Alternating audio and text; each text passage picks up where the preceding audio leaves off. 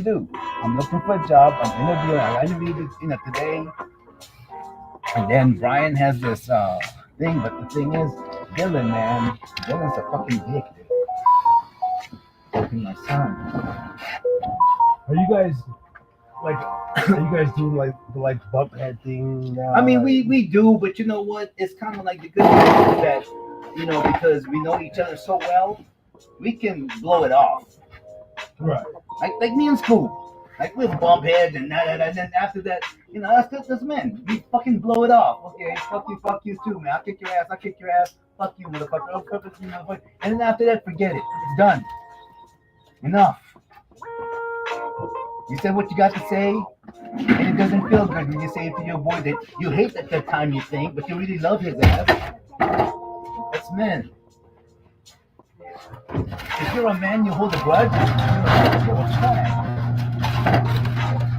Why would you hold a grudge?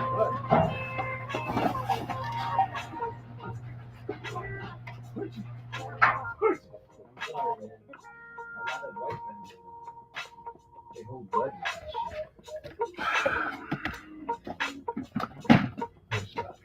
If I hold a grudge, that means you won. Because I got you in my emotions. Fuck that. You don't deserve that. Right? If Racy Afro stops loving you,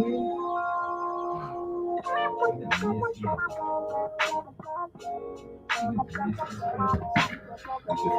You have to put This is perfectly put, man. It is, but It's not aligned. it's not live. Can we move the screen? You live. Ladies and gentlemen, don't give a fuck. Ladies and gentlemen, don't give a damn. We're live. I got a fucking cum stain. Nah, that's yogurt and shit. That's yogurt on my fucking shirt. Shit, I don't know what I got on mine. We're getting the show started late night. I must have shit on my. Harry Too Scary, don't give a damn tonight. Come on into the Hida Pub. I'm late to my own establishment. I got some shit to talk. Okay? Because I'm frustrated. How many other people out there are frustrated? Let's talk about it. Now, I'll be honest. When I'm frustrated, I don't always make the best decisions. Okay? I'm a self-sabotager. I tend to go low vibration to settle my stress, different things, okay? We know about this. So do you. But even when I don't go low vibration, let's say I go fucking take shrooms and I go for my hikes and I go into nature, it's still shitty over here. Nah, it's way too much. You need to pull like way too much. Hold on, cocksuckers. We're coming to you live. We're gonna get this goddamn green screen right. Let's go.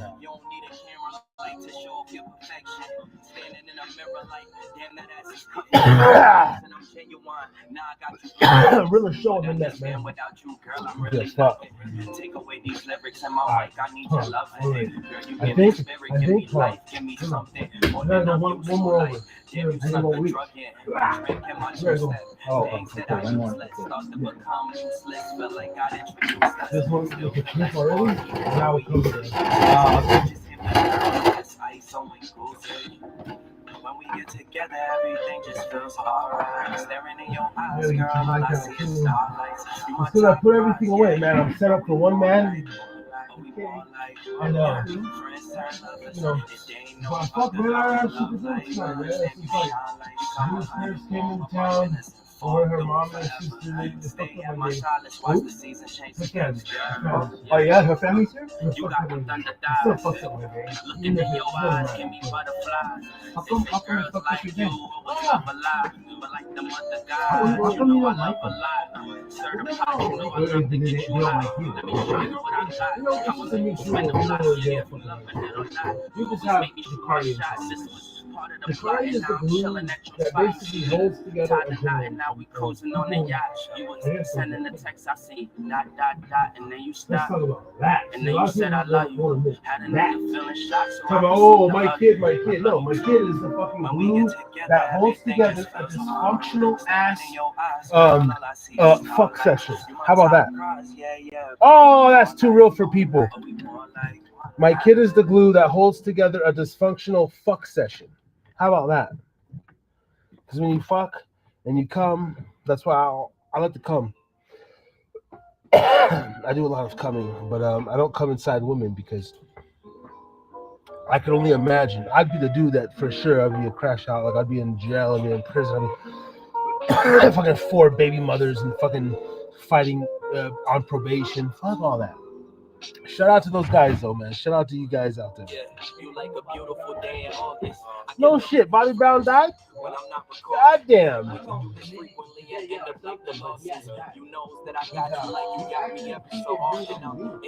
Hey, shout out Bobby Brown. R.I.P. Bobby Brown. Dead ass. You can double check it though. Are we on camera right now? No. But understand without you, girl, I'm really nothing. Take away I got your microphone over here. Get out of the plug in. Girl, you give me spirit, give me life, give me something more than I'm used to. Like, damn, you snuck a drug in my drink and my 2-step. Things that I use. I went to the bra here. Using your headphones. Number 2, you already know. Right back there, boom. I know you can't see me. Number 2. When we get together, the microphone. everything just feels alright. Staring in your eyes, girl, all I see is starlights. You my top prize, yeah, but we more like, friends and lovers. If they ain't no other love like mine, then you shine like summer. Warm up my winters and fall through forever. Stay at my side, let's watch the season change together. Yeah. You got them thunder thighs. Looking in your eyes, give me butterflies. They say girls like you always love a lot. But like them other guys, you know I love a lot. Stir the pot, you know I love to get you hot. Let me show you what I got. I'ma make you spin the block. Yeah, if you loving it or not. You always make me shoot my shots. This was part of the plot, and now I'm chilling at your spot. You see me tied the knot, and now we cruising. You know what's crazy? So, on TikTok, entertains me, right? I'm going on my TikTok phase because I'm learning the industry. Here we are, staring in your eyes, girl, all I see is starlights. You my top prize, yeah, but we more like, yeah. Brasil.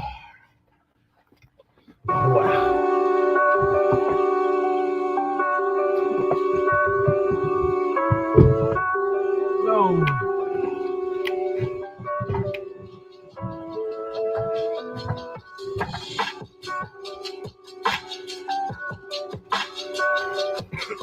I like too. I like our size difference, man. I think it's catchy. I think we just catchy together. Tomatoes, some boys on fire, too fuego. We pass it round hot potato. Everything is new wavo. I'm with my sweetie like Quavo. Need my cheese, need that queso. Yeah, man. Dylan's kind of an asshole, man. Yes, Lord, I'm thankful. Another day on my schedule. Steady blocking the devil. I tell her, Hida, God bless you. Cherish 27. He's your son. Keep the momentum. 26. I love you and I can never forget you. But you know what? It's just part of his growth. I can't be always like trying to correct him. He's telling me, don't teach me nothing. I don't have to teach me that. I said, no, I'm not. I'm not trying to teach you. He said, don't teach me? Huh? He says, specifically, don't teach me. Don't, yeah. Okay. You know it. All right.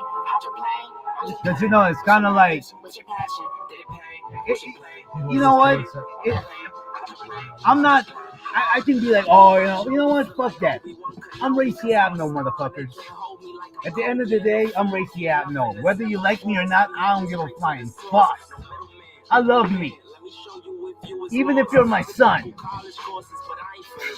And you know what? You may say, this and that, whatever. Well, fuck you. Fuck you, Dylan. I can say that to you. I'm your dad. Because no matter what, I love you. You can fucking hate me all you want. I'm just gonna love you. Even I can tell you right now, fuck you. That's all you can say to your son. See, I imagine things like this. I imagine things like this with Dakari, right? Mm-hmm. And even now, like we have this thing where I've kind of had to raise my voice because we getting like he's like, let's have a roast battle, man. I'm like, all right. Now he's 10. I'm looking for my fucking mic cord. It's around here somewhere. But I just fucking see it the other day when I'm moving now and all this shit. Like, will you stop complaining and just fucking get it done? Shut the fuck up, man. Yeah. Don't complain. I'm not complaining. I'm just letting you know. I know you do. Well, keep it to yourself. It's okay. I have all the patience. We'll do the show and it's going to be good. Just relax. You know, okay, so you were saying even Dakari, you know, you guys had a roast battle. Was he able to take it, or you were you like taking it easy on him? I mean, you know, I'm gonna make a fucking 10-year-old cry no matter what. But it's just like you're gonna make a 10-year-old cry no matter what. Good. It's just like yeah. At a certain point, even now. See, how does Dylan respond? Do you do that shit to Dylan when you're like, Dylan, don't fucking be a fucking motherfucker? Do you do this shit? No. To you? I don't. Or is it a different? No, I don't. Is it a different? I treat him like I would treat you. No, that's what I'm saying. As him, right? Right. As a 27-year-old who doesn't maybe 26. 26. Yeah. Your son. Right. He talks real big, like he's trying to impress me. Like he's got it more and he's got this and that. He's like a fucking know-it-all. He's my yabang and shit. And I can get that. I'm a little mayabang too, but my yabang is. We're all mayabang. We all gotta have a yabang in us. We're men. You know, we all gotta have yabang in us. If you don't have a yabang in you, it's like even Jesus Christ, his yabang, you know, his yabang is a different kind of yabang. You know what I mean? He's the one that he's a light, so he's naturally my yabang. It's a good thing. It's not a bad thing. You know, it's not a bad thing. You know, but you can tell a real mayabang from a not so sure mayabang. Now, okay. Now, when I'm a real mayabang. You're a real mayabang. I'm the real mayabang. The real mayabang, talk the talk, walk the walk. This is the real mayabang. Yeah. Okay. And the thing is this. Okay, I'm gonna tell you, talk the talk and walk the walk. I talk the talk because I'm honest about where I am right now. If I tell you I don't have any money, I'm honest. Yeah. There it goes. I'm talking. Am I walking that? Yes. I don't dress fancy. Yeah. I don't this and that on my car. You know, just put that stuff together. You are what you are. Yeah, I am what I am. The only thing good I can say about me is I'm funny. I got a great smile, and I'm fit. I'm nice to look at. Okay, but at the same time, I gotta think for myself. I'm contributing something to the world. Okay. Ladies and gentlemen, here we go. I'm contributing something to the world. No matter what, it may not be monetary, but I'm contributing number 2. The gift that was given to me. And this one here. And what is that gift? Ready to go. That gift is to do, ladies and gentlemen. And also, hey, I want to plug my yabang. My yabang. It's kind of supposed to be cocky, but you gotta put it in a better context because it doesn't necessarily mean bad cocky. Confident. No. You know. Well, I guess I'm my yabang too because look, man. Yeah, like, you're definitely my yabang. Even no, but like different too. There's different levels of fucking everything, man. Yeah, no, it's a good yabang. There's a bad yabang and there's good yabang. You know the difference between my yabang could go both ways. It's kind of like in English, there's confidence and there's cocky. Okay, so if you're confident, you're my yabang because you're confident. You ain't afraid of shit, right? Or if you are afraid of something, you're willing to tackle it, or experience it and overcome it. That's confidence. You overcome your fear and shit. So that's another level of I'm confident. That to some people that's yabang. No, that's confident. But cocky is someone who's insecure, who, the not so good looking guy that wears too much cologne, his haircut is perfect, and he tries to be Mr. Pretty Boy and then try to wear the fucking, super expensive shoes and try to show up. P. Diddy is cocky in a bad way. Deion Sanders is confident. Deion Sanders is a fucking man. He's a fucking hoss, man. Deion Sanders is the man. Okay, boom. Mike's fucking ready. Yep. Sure. Okay. I want to talk about Deion Sanders in tonight's show. Ladies and gentlemen. Am I not gonna be too short for this chair?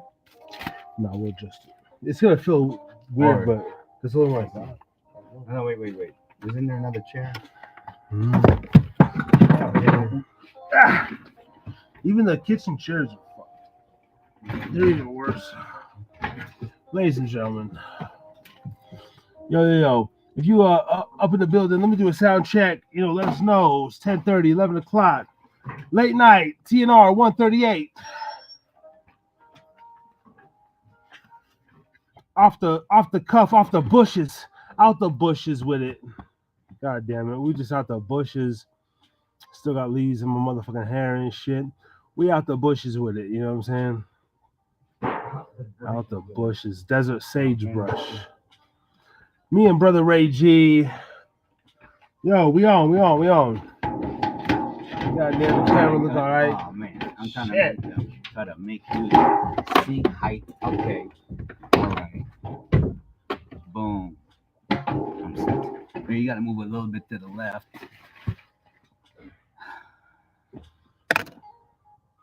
Move a little bit to the left. And then now move a little to the left. Test yours. I can't hear you. Oh shoot! Where's my headset? Where you at? We over here in the Hida pub. We got the bad bitch in the background. Oh wait, where is my headset? The headphones. Okay, headphones. I thought I had it. I have the microphone. Hold on, I got your headphones. That's why. Okay. Just test your mic, sorry. All right. Yeah, brother Ray's mic's good. Whoa. Okay. Hey, you're a little loud. I'm a little loud. Okay, this is your shit right here. Boom, you already know. Hey, give us a minute. That's yours. That's mine? Okay, Just all right. that one. Okay, there you go. Test. Back up in the building. All right, let's see. Back Mine, hold on. All right. Everything's I think the music is overpowering me a little bit. Okay. Music's on the Bluetooth, so we just go down right here a little bit. Okay, we take the music down a little bit. There you go. Okay. Can I hear you? I come over here. I'm gonna turn this. Boom. I'm gonna put a little. We're gonna get that. We're gonna get this light right. Just over us. Oh yeah. This is how we do a show on the fly, ladies and gentlemen. If you've been with us, man, Harrison drinking again. Yo. Back up in the building, man. Episode 138. You know what I'm saying? If you've been a subscriber or, rocking this long, hell, then you know what we do over here, man. We just, sometimes we set up on the fly and we talk about it. What's up? Brother Ray. Now, he wasn't late today because I was late myself, and I was just like, I know I'm gonna do a show. I could have gone at 9:10 solo, granted, but I was like, man, I don't know if I could go to a show. Then I had to just restore his shit. My girl's family, showed up, and it's like, and a bunch of stuff. And I still stopped and did something that I wanted to personally do, and because that's what I do. I do what I want to do all the fucking time, no matter if it hurts other people that love me. Let's talk about that, right? Let's kick the show off with that. Doing something that you want to do, and it doesn't matter, bro. We can go fucking positive, negative, gambling, hiking, working out. It doesn't fucking matter, bro. Even if motherfucker working out, a head coach of an NFL team is hurting his wife at certain points in their life and relationship because that motherfucker's gonna go choose to be with his 52-man roster. You know what I'm saying? Over that bitch. Can we talk about that? Yeah, hey, I just want to send the link to somebody, so I just want to know what's the link? www.hidapubcast or no youtube.com/@hidapubcast. Now, if they want the link to be on the show, I have to know their email to email them. That's how we do it over here, ladies and gentlemen. YouTube. Let's get this fruity gay music and off then what? Backslash. Yeah. Backslash. What's it? Backslash Hide at backslash at sign, baby. Like that. Yep. Okay. HIDA. Hida. Oh shit. Okay. HIDA. PUB. CAST. CAST. Gotta say it all sexy. HIDA. PUB. CAST. Check us out. YouTube.com. You know what I'm saying? Drinking every Thursday night. Shit. Oh. All right. Man, you know what? What we're looking at over here? Live stream. Man, let's get it cracking, bro. Because I've been bullshitting. Okay. All right. Let's get serious. Yo. Back up in the building for another edition of the Pubcast. I am your host, Harry Too Scary, aka Mr. Harrison. Tonight, episode 138, Therapy Night Rants number 138. You see my man, the co-host, the just a resident, co-host, whatever you want to call him, in and out. Was the co-host, now he just, the co-proprietor of the Hida Pub, man, Harrison Driggy, and Brother Ray G. Brother Ray G. Yeah, that's me. I'm Brother Ray G. We're in the podcast that's place to be. If you ain't doing nothing tonight, come hang and let it loose. That's tight. Coming at you. Harry Too Scary and Brother Ray G coming at you. We're feeling so sexy. We're feeling so fine. We're vibing with y'all all on tonight. Hida Pubcast. Hida Pubcast. Hida Pubcast. Hida Pubcast. Hida Pubcast. Ooh, yeah. We're at the Hida Pubcast. Ooh. Brother Ray G getting them notes, huh? Oh man, I'm feeling it tonight. Cause the pressure got me going. All week long, and got me stressing. Every day I wake up in the morning and I pray. When I shower and I say my prayers. First of all, I give everybody a shout out. The scripture today says this. Let me read it to y'all. Oh, let it go. But first you gotta catch the show. Well, I'm over here. I'm giving it all. What's the scripture today, y'all? Here it is, what it say here. First let me tell you, 1 Corinthians 15, 56. No, 56, yeah.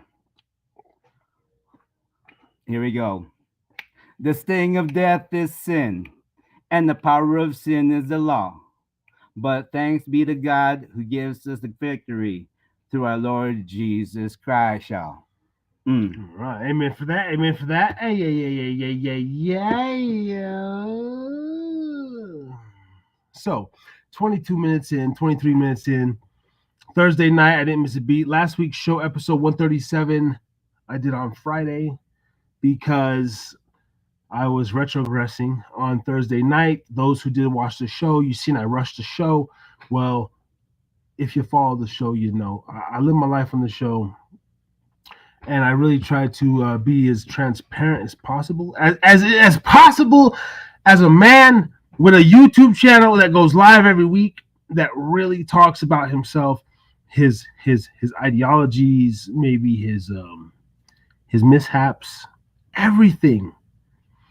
And because we're going to come to a changing of the guards, we're not going to talk about too much specific dates and details. But once again, relocation.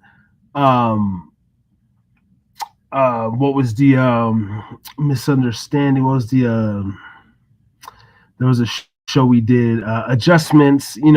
Adjustments are coming again, different things, and some of them they're out of my actual like forte. They're out of my control. Whether other people, a lot of people going through financial constraints and stuff right now. There's a lot of stuff, man. So you get that all here on the show. Who knows what tonight's going to be? It's just a weird, a weird time for me, but I had to be consistent. And Brother Ray's going through some stuff of his own, and it's just like you get two men here. Okay, shout out to the Facebook, shout out to the YouTube, Podbean, 86 Bad Love. Thank you for showing love on Podbean. A lot of traction on Podbean, ladies and gentlemen. 2,100 downloads, baby, going on 3,000. Y'all go put me on 3,000, man. The Podbean community's been stepping out, so go check out Podbean. Ray's got the Pisava hat, unofficially sponsored by Pisava, okay? And we got Gubba Rum, as always, in the building. We got the Gubba Gold. Visit gubbarum.com. Always give my shout out to Steve and everything. And we're just making it happen. Now, tonight's topic, what was it? Almost homeless, something like that. Hopelessness in America.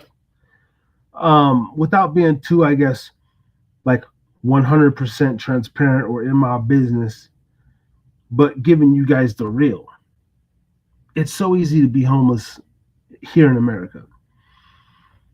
And I feel like as a natural, maybe quiet guy / introvert, kind of, I never, even when I'm like good at something, right? I find a way to kind of put myself down at the same time. I don't like a lot of praise. I really don't. I don't like gifts. I don't like people to shower me with like admiration and love. I don't like that. I don't, whatever deep rooted bullshit it is, whether I feel worthy of it, I don't know. I don't care to dissect all that. I just know that like I am humble. Now at the same time, I'm a man. We're all men. I have a little cockiness about me. I have a little bravado, whether it's my 10-year-old son or just like another dude. Like we all know what we can get away with men and stuff, right? Like I can make another man cry with my insults if I had to, right? Maybe not a certain type of man. There's always like that give or take. And this is what I'm realizing with myself, and I guess growing up in the world, gonna be 38 right here. And you got to think for 14. Yeah. Yeah. No, don't worry about it now. Yeah. Yeah. I do. Yeah. So you know what? Today you just said a word. The word is humble. Humble. And you know what? Let's delve in that. Let's find the etymology of that. Let me find the etymology and then find me the charger from my iPhone, please. Oh, you need iPhone? Yes. All right. Etymology. You got an iPhone, bro? I thought you had a fucking Droid. No, I'm not a What's going droid. on, man? No, because I'm too stupid for. iPhone is my thing because it's in the level of my mentality. Maybe I knew that. Maybe I didn't. I don't know. I can't keep up with the shit. Yeah, that's the reason why. Let's see. Etymology of humble. Just humble. Like, I feel like I'm a humble guy. People have always told me, like, oh, you're pretty humble. Like, I've never been the super braggadocious, even when I know I probably could be. So let me give you the definition, because I just Googled it, etymology of the word humble. The word humble originates from the Latin word humilis, meaning lowly or on the ground. This, in turn, comes from humus, which means earth or ground. The word entered English through Old French, where it was spelled humble or humble, carrying the same meaning of lowliness and modesty. Yeah, so it's got Latin roots from the word humus. It comes from an Old French influence, and then the English adopted it. The etymology of humble reveals a link between physical lowness and the metaphorical sense of modesty and lowliness of spirit. The connection to the earth, as expressed in the Latin humus, provides a visual image that reinforces concept of humility. So it's a good thing to be humble. You know, It's a godly thing. well, okay, I'm just going to Is the devil ever humble? never. Never. Because you know what? If you Never. think about it, right? Never. If you think about it, right? You know, the devil, you know, he's also in us all the time. The devil, there's a demon in all of us right now. If you look up the word demon, it means really it's the way we think.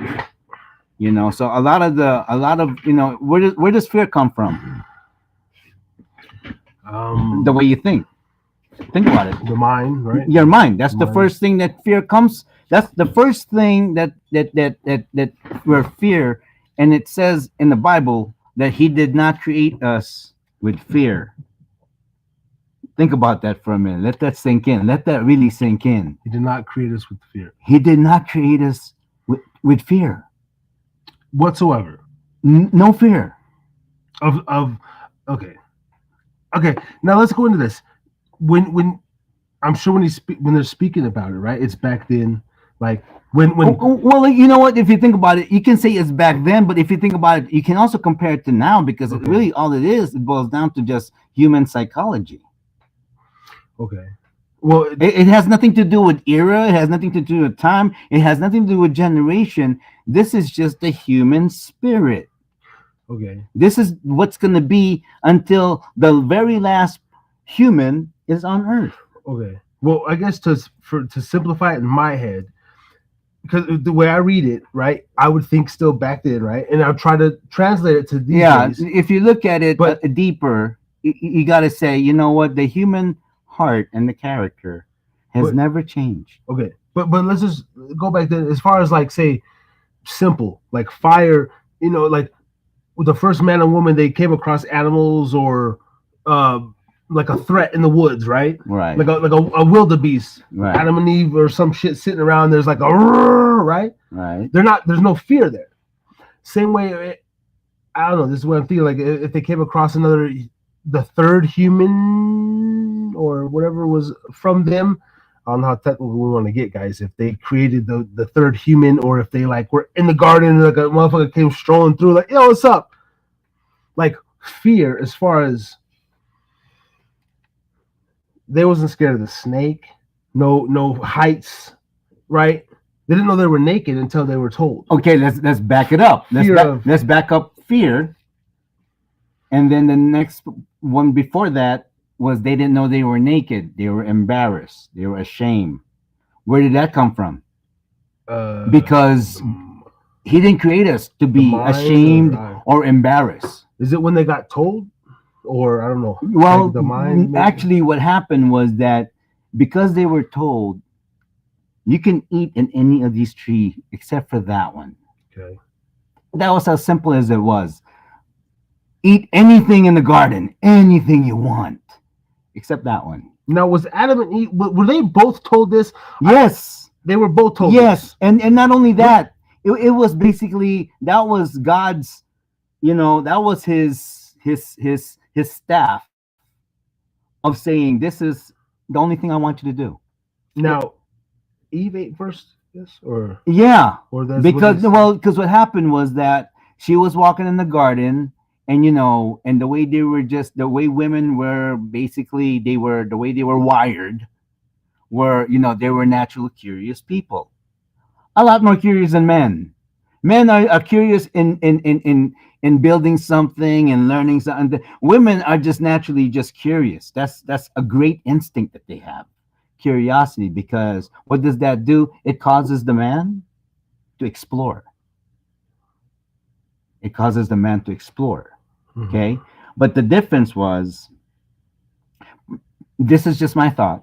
It's probably because Eve knew that she wasn't made first.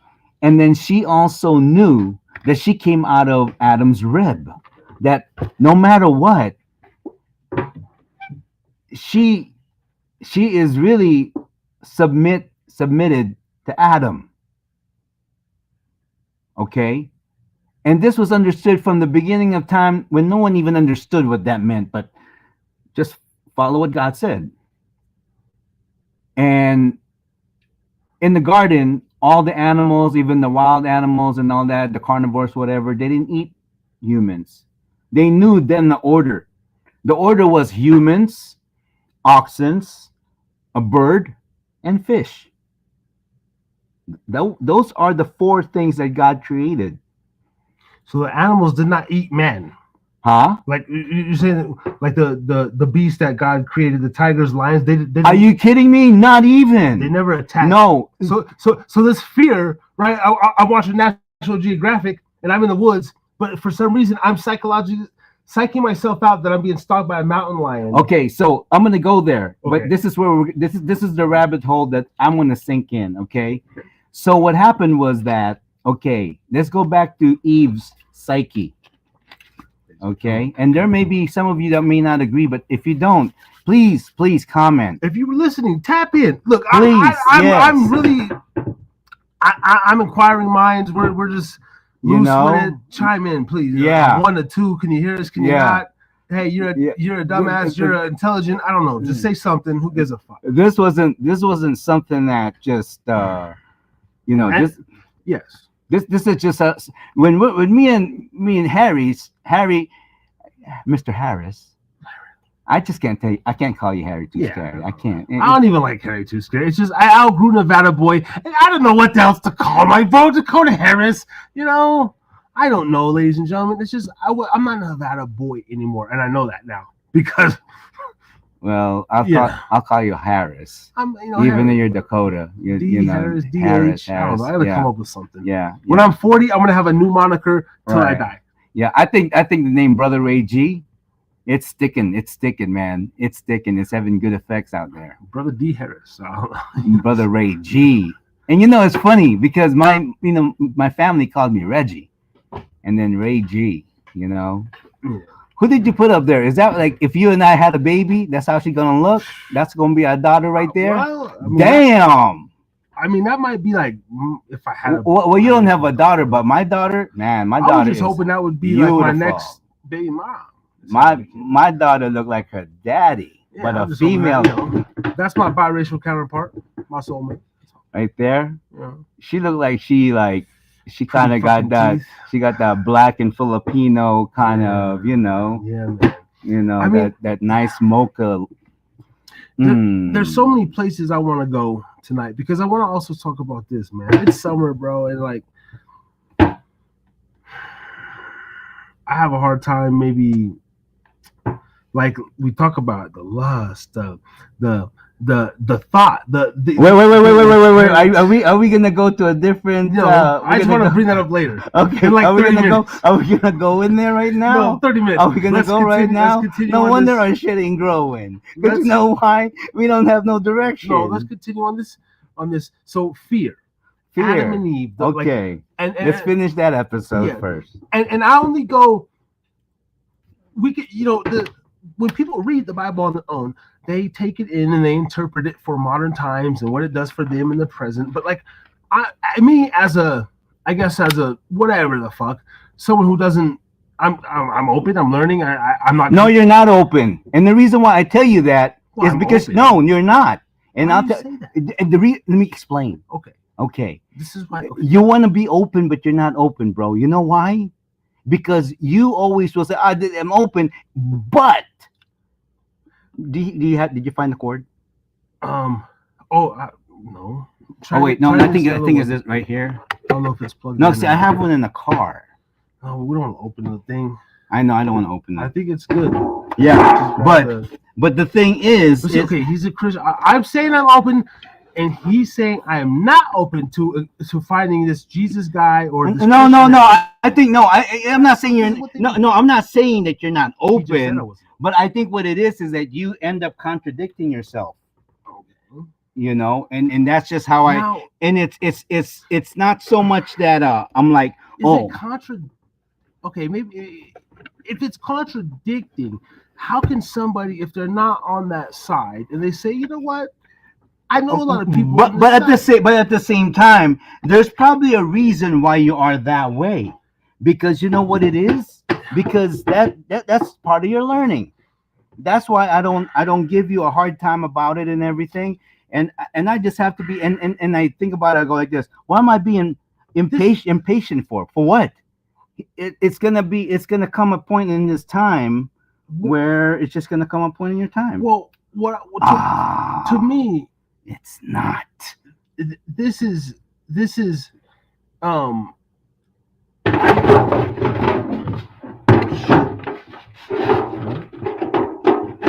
to me, this is like, if I want, or if someone wants to say, maybe become a Christian or find out more or whatever the religious sect you go down, it's like you're already on that level. It's just not your time. That's all. But naturally you're gonna say, but you're not open. But it's like, wait. Even if I'm not open on your level, that's how when we're telling, like, I don't know the answers. So it's like I'm coming from a very whatever, maybe shallow place. Look how low I am. The plane. The fuck? Damn! Nah, bro. This is like, you were sitting on that shit the whole time. Yeah, man. Oh no! Wait a minute. Is this a pillow? Oh, hold on. Let me put this back. Yeah, we got the pillow. Oh man, the news gonna kill me. Damn, ladies and gentlemen, we got 5'2" Filipino. 5'2". Why you gotta like degrade me like that? Why you wanna minimize me? 6'2" Oreo. There you go. But then but you say the honest, and for me, you got see. And he told me I'm not open. Damn, that kind of like actually hurts my heart, man. Like it should hurt your heart, but like that's fucked up because I believe that Jesus knows even I'm open. It's not my fault. I mean, you know what? The thing is this. It's not the way, like what God said. But first of all, you know what? Can we really just find, or can I go to the front door or something? Well, yeah, what do you mean? My cord. I need to. My phone is like. Oh yeah, just go to the front, like. Yeah, I'll be back. We got. Yeah. Okay, I'll hold it down. Ray's got his cord. He's been doing the show for like 3 years, but he comes into the studio unprepared. That's cool. So he will go into the home and hopefully not wake up anybody, and he'll be back. Okay, but this is what we do here, ladies and gentlemen. Look, I'm gonna go into the fact that he told me, y'all heard it here, Mr. Christian man, tell me, but you're not open. Now, if I contradict myself, I contradict myself. I'm not saying I'm a fucking Christian. I never saying that. I'm saying, I would like to be, or like I'm trying to find out more about y'all, but then the shit like that makes me like, well, what the fuck? What do you mean, dog? If I ask, and say ask. Motherfuckers don't know what I do on my own time. They don't know when I pray, how I ask. And it's not my fault. I wake up every day and I'm not like convicted. I'm not this, I'm gonna fucking ride for you, Jesus. I'm not one of his fucking soldiers, bro. I'm not a Jesus soldier. I'm cool with that. Like, if that's my path, I've asked God, help me be in the fucking message, live. I'm open to be a median through you. Motherfucker hasn't fucking deterred me in any way. I ain't been in no crazy car wreck, no fucking nothing, no fucking in a prison sentence, fucking had to sit and face God. I haven't had to do that yet. To me, that's part of the thing. If he wants you to sit down and focus on him, he'll fucking sit your ass down. I asked for help with my addictions, everything. The way I treat my girl, the way I talk. And here I am. So I don't know. So I don't agree with Ray's statement. about this. I don't. Now we have a comment in the building. Why do you need to charge your phone? Oh yes, yeah, that's what I'm saying. Dylan Sepno Sevpano. Not just kidding. Shout out Dylan, man. Why he fucking leaves? You know, he's supposed to be here at fucking 8. I mean, I guess he called me my phone. I got Boost Mobile. Boost Mobile sucks, and we know. He's worried about his fucking phone because he wants to send a link. He wants to look cute to like he's gonna send the fucking link to some girl in fucking South Carolina. I don't know, you know. And I don't give a fuck if you're watching the fucking girl, fucking Ray's girl. I don't fucking know. Okay, I'm Harris. Come on in. Like it says, enjoy the music. Grab yourself a drink. I'm gonna switch up the background. Matter of fact, I don't know what the fuck he's doing. I'm finna spark up my Black and Mild. I'm going to take a little small shot of this New Amsterdam because that's what we do here on the Harris to Drink It Again. Harry's drinking again. And I'm probably going to go get in some bad behavior after the show. Okay? That's what I'm going to do. I talk about it every week. And that's what I'm going to do. I already know, kind of know what my thing's gonna be, and shout out to my girl's family, man. They came into town, her mom and my mother-in-law, sister-in-law, whatever. If I was to get married, you know, I don't know if I'll ever fucking change. Okay, me and Ray been having this back and forth, the whole thing. Part of me, the 18-year-old. Also, why Ray gets frustrated is because parts of me haven't changed. I'm still that's the 18-year-old motherfucking kid, bro. Parts of my brain have not, and I'm admitting this.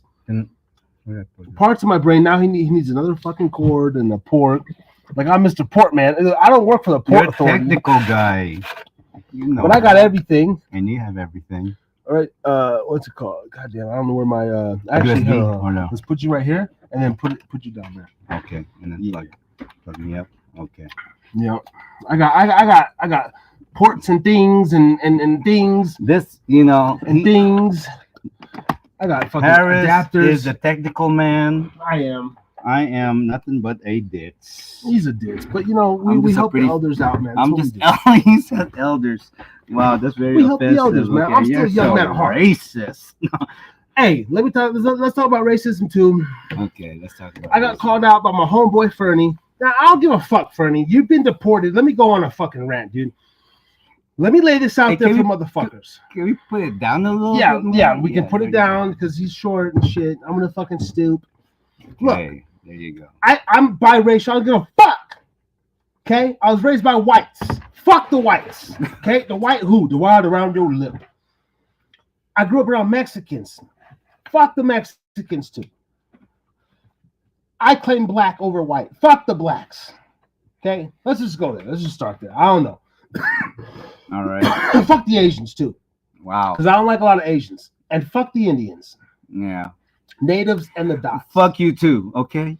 And fuck the half breeds, the mixed breeds. Oh, I'm adopted. I don't know my fucking parents. Boo fucking who? And fuck the multiracials. The fucking multiracial. Dude, my son's a quadracial. I tell him my kids are too. You know, I said, son, I said, you really got it bad because I said, girl, I'm just biracial. I could, you know, right. I could jump on each side easy. Right, I said, damn. I said, you really gotta like. I said, it's up to you. I said, it's who you feel inside. Right. And I said, when you get about 18, 20, right, socially, you're just gonna fit in. Whoever your homies are. And I told him, you know, I didn't tell him. Yeah, your life is just basically going to conduct who you're going to be your friends and everything. Now, as far as black, right? I speak good English. So, you know, let's go there. Like, I'm not ignorant. I'm not like, well, I'm ignorant in like certain stuff, but not like ghetto ignorant. I'm very logical, reasonable. I'm patient with people. Would you give that to the family that you grew up in? Because of that, because it sounds to me those are really good traits that you have. My mother, yeah, you know, I could have took into to maybe some of the more hostile. I seen the loose cannons, bro. I seen the abusive stepfathers. I seen where alcohol takes you. I've had whatever amount to drink tonight. I'm very chill. I'm up. I'm alert. Boom. I'm here. Nowhere like I'm not feeling like I'm gonna hurt anybody or I'm gonna lash out. Right. Mm-hmm. As far as like I grew up around. I seen a lot of that, and so that actually scared me as a kid. And I'd be like a dog, bro. You know, like when you yell at a dog and it kind of whimper. You know, like when you yell at a kid, bro, I would do that a lot, like straight up, bro. And man, like, you're super. You did that a lot when you were a kid. Yeah, man, you're super my art and you're feminine. I did. Feminine. And there's raised judgment again. Call me feminine. But you know what? I was too. I just told Dylan tonight. You know what? I was feminine. I was feminine too. I grew up with a sister, man. I mean, I didn't like okay, so I'm feminine. So I'm not saying you're the only one. Me too. I come to realize I'm like, wow. A lot of us, man. Now check it out though. When it came to like, I didn't. I was doing this like in like at home, like when the like stepdad or mom's boyfriend or like I would get scolded. Mm-hmm. You know, I like the hard coaches. Like when I was in sports. Right. I actually I listen better when they get on my ass. Like I was never like crying in like sports and shit. Right. I mean, I was trying to. I shout out Jacob Botari. Fuck you, you fucking redneck piece of shit. Probably out there shit kicking in Wales with your shit kickers working fucking Barrett gold mine. I know you, bro. You know, the Botari's got a lot of money, but Jake Botari, you were a fucking big ass fucking cornbread white boy, and you laid a hit on me, goddammit, in motherfucking 8th grade football. And I still remember that hit, you son of a bitch. And you did have me like kind of like second guessing myself to go back to practice that next day. But I worked through it and I fucked your sister. So actually I finger banged her. I didn't fuck her. I just said that for the show. I finger banged her. I sniffed your sister's pussy on my fingers. I did that, Jacob. So anyway, I got my get back. And also Samantha Riddle. Anyway. Now, you know, so I was this type of child, okay? I think this is a good thing, though, in sports and stuff, like the more hard authorities, okay? Now, I don't know where I was going. I got sidetracked because of the whiff of pussy. I'm sorry. Pick it up, Ray. I got sidetracked. Talking shit. So and Jacob hit me so goddamn hard. My helmet went in the grass, and I had a patch of fucking grass stuck to my helmet. Like it wouldn't come out, and it probably stayed there for the next like 2 games. Well, Wells Leopards. Shout out to the Wells Leopards. What position were you playing? I believe I was D-line. I was a fat boy. Defensive lineman. Yep. And he was an offensive lineman. Well, this was in the drill. I think it's called Oklahoma. I forget where, you know, there's 2 lines. Right. And you get the ball run this way, the tackler runs this way, and you meet each other in the middle. Mm-hmm. And that's what it was. I think the Oklahoma is what they call it. I'm not sure. Mm-hmm. But it was just a drill in practice. Oh, okay. I believe he played middle or outside linebacker, also like running back. Right. You know, he was a 2-way fucking fag. Yeah. He took it both ends, so I never did that. I was just a one-way player. Yeah. Yeah. Oh well. But you know, that's the sport. That's the sport. Yeah. You know. But I'm sure he works for Newmont, and he's got a good career and stuff. Probably now. I don't know. Yeah. But I'm just a man from Nevada, guys, and you know, I get a little sidetracked sometimes. Everybody, we see we got a couple people in the building. Dylan was in the chat a minute ago. So why the fuck you gotta get your charger, Ray? It's you're on a podcast, but he went and got his charger. He's back. Yeah. So I got my charger, and now it's charging. Okay, let's go back to this fear. Yeah. Now, Adam and Eve shit. Mm-hmm. God created us with no fear. Mm-hmm. So when we break this down, so like let's say like okay, the kid, he just started Pop Warner. Okay. And he got laid the fuck out. He got his first little taste of like, bigger, stronger kids. And you know, naturally, when you're just like a little boy, you have that fear. Or like when you get called to your first fight, me and you after school, Sure. and you're looking at the clock, and you're like, Sure, absolutely. And I'm not saying to where it's like we don't have fear. Cause the reason why I was stemming to that, this is what happened. Let's go back all the way to Genesis, okay? Because that's where we left off. So I truly believe that the reason why Eve did what she did was because she always knew that she came out of Adam's rib. That God created Adam first, and that she came out of his rib. So no matter what, you came out of a man's rib, that means there's a certain connection there that God put pretty much his DNA to your DNA. That's basically what it is, because a rib is a group of DNAs. And so you have our DNA in you. And so what happens is that knowing this, you know, she probably was always in that point like, wow, I'm not number one. So in the garden, where all the animals just loved her, but there is one beast that was different. It talked like her. Can you imagine that? The only one she talked to is Adam and God, and that's it. And then all of a sudden you get this, whatever it is, I don't know what it is, talking to you. And not only is he talking to you, he kind of almost has a demeanor about him as if he's godly or something. And you got to understand, this beast is the demon, is Satan. And I think this one right here, she fell for, because he's the first one to question no. In fact, if you eat from that tree of good and eat, or whatever, tree of knowledge, whatever it is, everything that you are, you'll know. And so she did that. But the bad part is, on the man's part, is we went with it as well. We ate as well. And so what happens when that happened, that was the very first sin that man ever did, disobeyed God.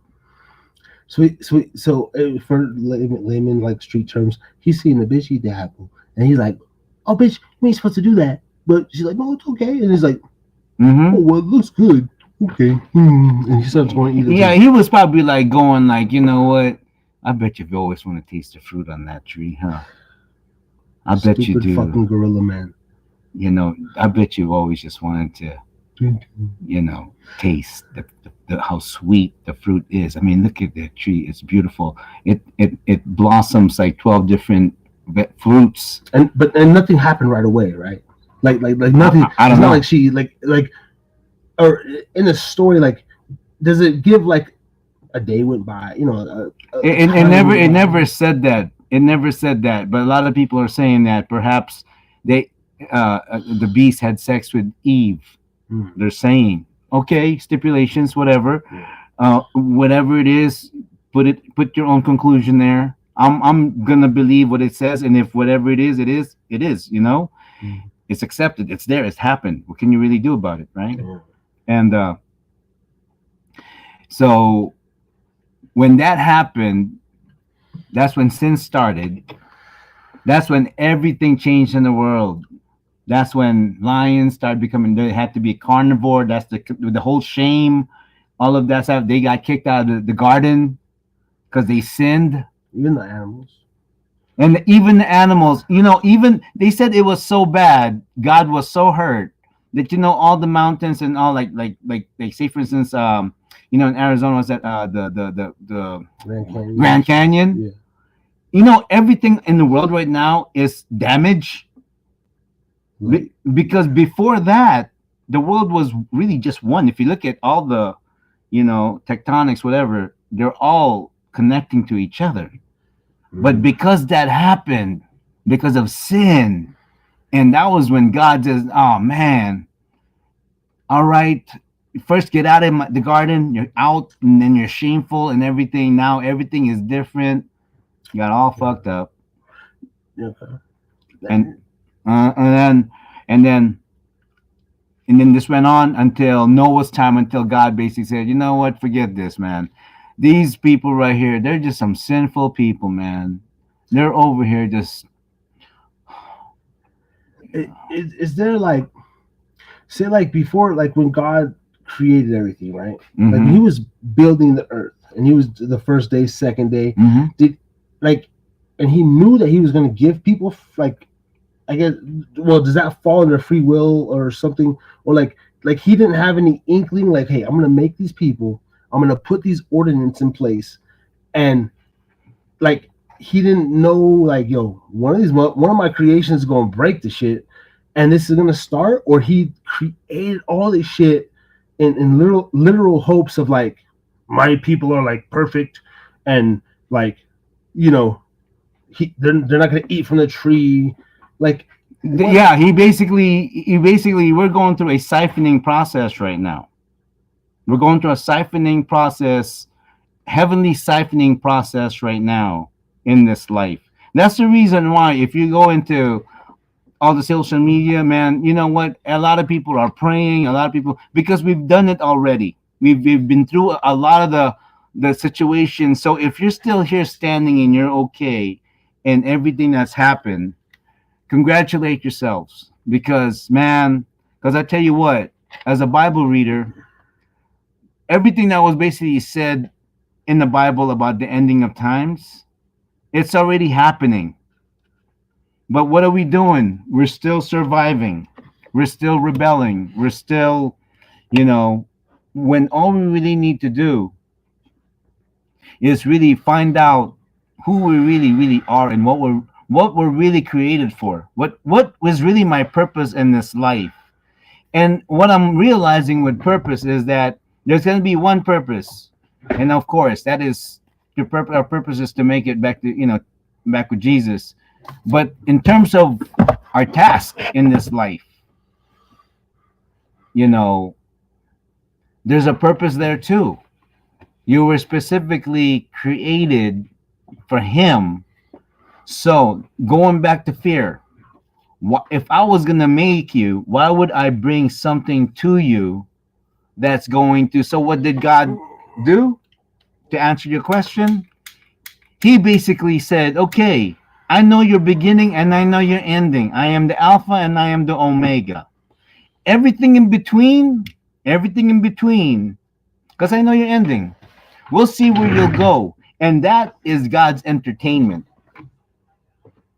the free will, because people are so spontaneous. Animals, as much as you want to say they're spontaneous, they're really not spontaneous, because animals are to breed, to eat, and to get to live, and be to kill each other in the food chain.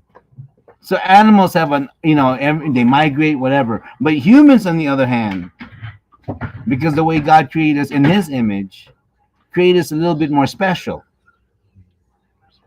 That's why He said that, you know what?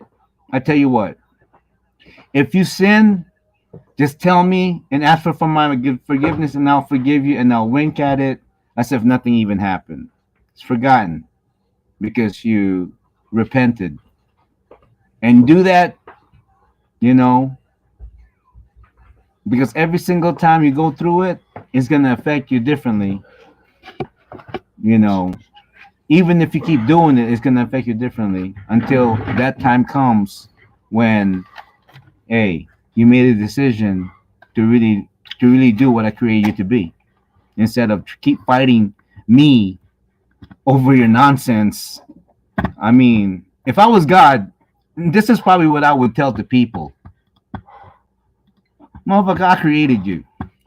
I know exactly when you're gonna take a shit, when you're gonna fart, when you're gonna die, what's gonna happen to you, what kind of family you're gonna have. I know exactly what's gonna happen to you.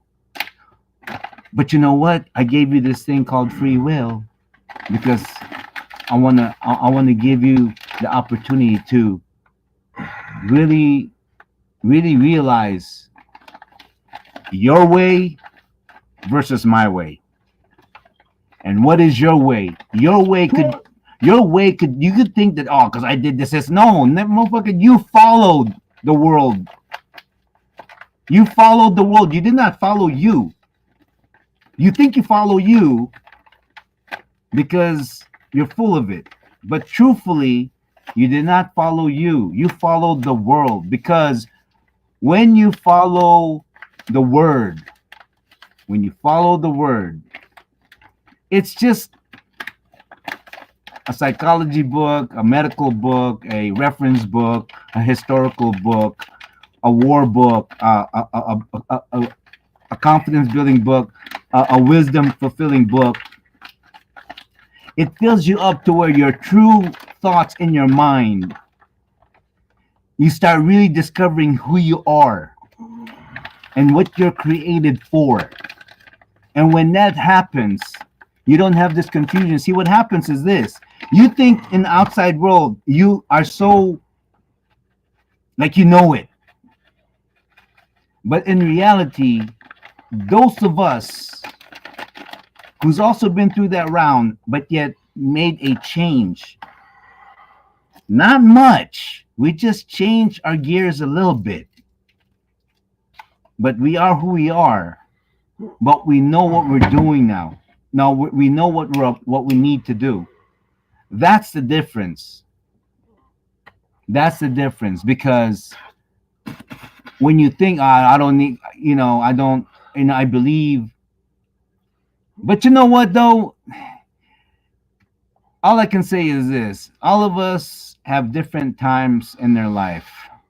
No one can force you to believe in the way I believe it. It took me years to believe this. It took me years doubting it. Even though I went to it, I doubted it. I doubted it. I still doubted it, because I doubted me. I doubted me. And this week, I got to tell you, this last, I would say, month, oh man, I really got humbled. I really got humbled. It was day to day. Talk about it, Ray. It was day to day.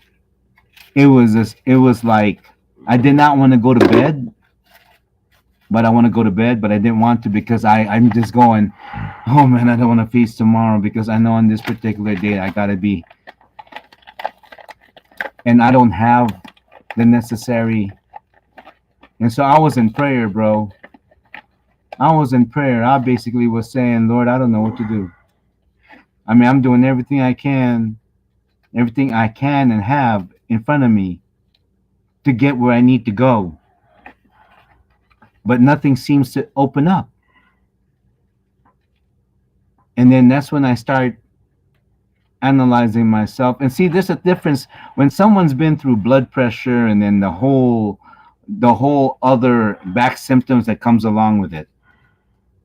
You get really humbled, man. You get really humbled. And so I said to myself, you know what?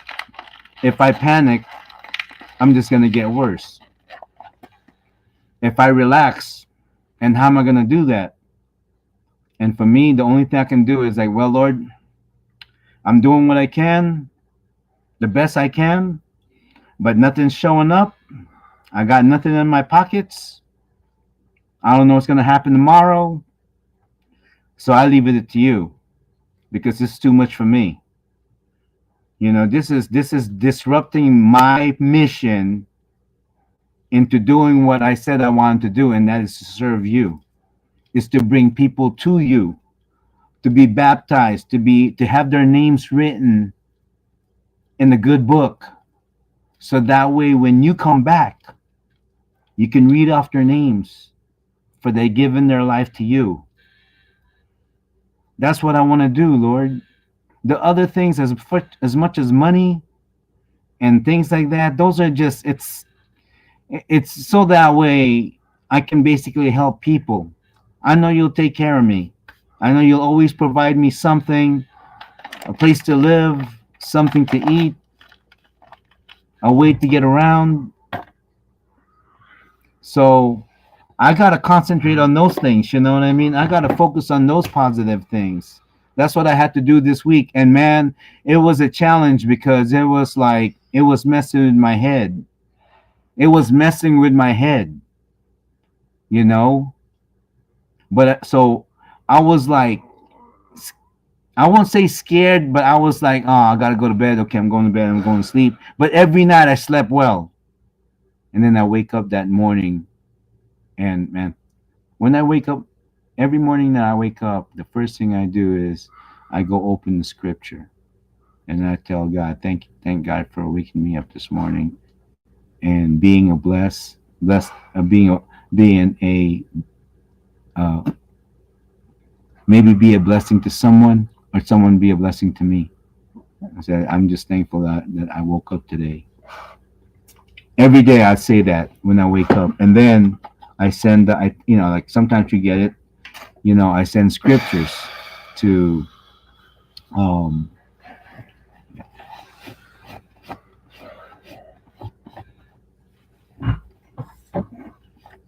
Harry's drinking again. I send scriptures to people I love and care about and pray for, and I know they're praying for me too, and that gives me peace.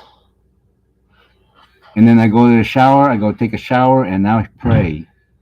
I'm talking to God the whole time, and I'm just thanking Him. And you know what? It's hard to thank Him when things around you is falling apart. It's hard to thank Him, but yet I find a way to thank Him because you know why? This is temporary. This is just for the meantime, and this is just part of my lesson. I'm just again being humbled. I mean, I can say, but I'm already humbled because I'm no. There's still a level of humbleness that you need to understand, and I'm getting that. And this week I truly tell you, I mean, when I had a family, when my kids were still young, I can say, oh yeah, because I'm raising a family. But now I'm on my own, and I'm getting reality checked. Right, man. So you're getting a dose of and you're getting a dose of reality tonight, ladies and gentlemen. Here at the Harris Drink It Again podcast, episode 138, Therapy Night Rants. Brother Ray here's being therapeutic, letting you know. You don't get this anywhere else, ladies and gentlemen. Men really letting you know what's what. I can easily, I always find my way into that corridor of uh toxic interpersonal conversation with yourself. And what is that? Things such as, what, you should have been this already at your age, and this and this and that. When you say those things, those are, who are you saying it to? You're saying it to yourself. I get it. If that's a way for you to get pumped, okay. If that works for you, then I got nothing. But for me, it's like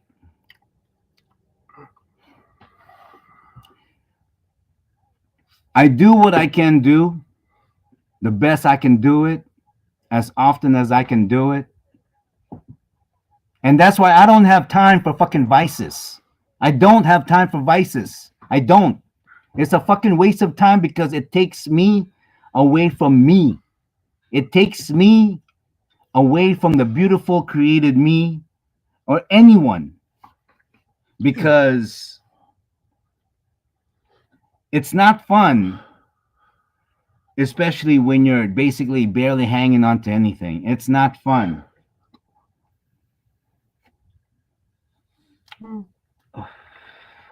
It's an interesting mindset, like you have versus the majority of the other, right? Who say, no, but right. Well, like, what else am I gonna do? Well, I smoke these cigarettes too, just because like I'm bored. I like smoking. I see my grandfather smoke. It's nice. It's just like a little break. I don't have much going on. I'm not that creative. I used to do poetry. Uh, I just work. Fuck, man. And then I love my cigarettes. Like that's their little escape, right? Mm-hmm. Uh, even though we use like before anything, my crutch would be like marijuana, right? Even though it's for good, it's for this and this. It's fucking addicting and it sucks because it's like, well, I don't know what I can and can't do not smoking weed, right? Because I smoked it so long. Well, I mean, Like, the I thing don't is, know. there's a thing called stopping. Yeah, and but you don't want to stop. It's not like No, you see what it is right there. That's when I say contradict yourself. yeah, Because you're over here talking about, how do you this and that, and there's only one solution. Really, you just gotta stop. just stop. Yeah, I guess That's it. then You just gotta stop, and then like everything else in life, I'm good. Like everything else in life, this is what's gonna happen. Just like, and I'm relating this to, and I think through basically the whole thing of consistency, you know and basically what it is that you're gonna go through this thing like I talked about on my fasting rant. Like when you fast, oh my gosh, you're gonna go through the pains. You're gonna go through the pains of everything that goes into fasting: vomiting, nausea, feverish, uh diarrhea, throwing up. the whole You're cleanse- gonna go through all of that, but when you pass that, purge. when you pass that, there is a turnkey. It's a life-changing turnkey. And if you just don't fall back, and if you do fall back, you know how to come back up again. That easy. And that's where you want to be. That is where you want to be. Your own control of it. It's no longer a vice, it is now a tool. And what is a vice? It's a tool. Think about it. A real vice, a is, vice grip. a vice grip is what is it? It's part of a tool. It's a tool. Yeah. It's to build something. Okay.